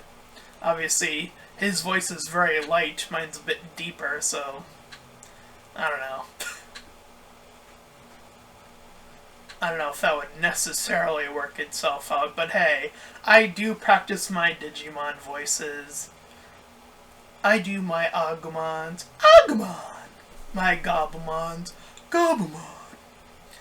Even my Tentomons, Tentomon! So I practice a little bit here and there with my Digimon voices of, like, the OG cast. I try to do Guilmon and Impmon from Season 3, to the best of my ability. I try to do all the different voices, so I would definitely try to toy if this was ever to be dubbed over here, and if I ever got the chance to even know that it could be placed over here, and knowing that VAs would be needed, I definitely would give it a shot in trying to find a voice, whether it be a Digimon or a humanoid character. I wouldn't mind playing either. I would love the opportunity to finally be a part of the Digimon world in some capacity, other than being a fan.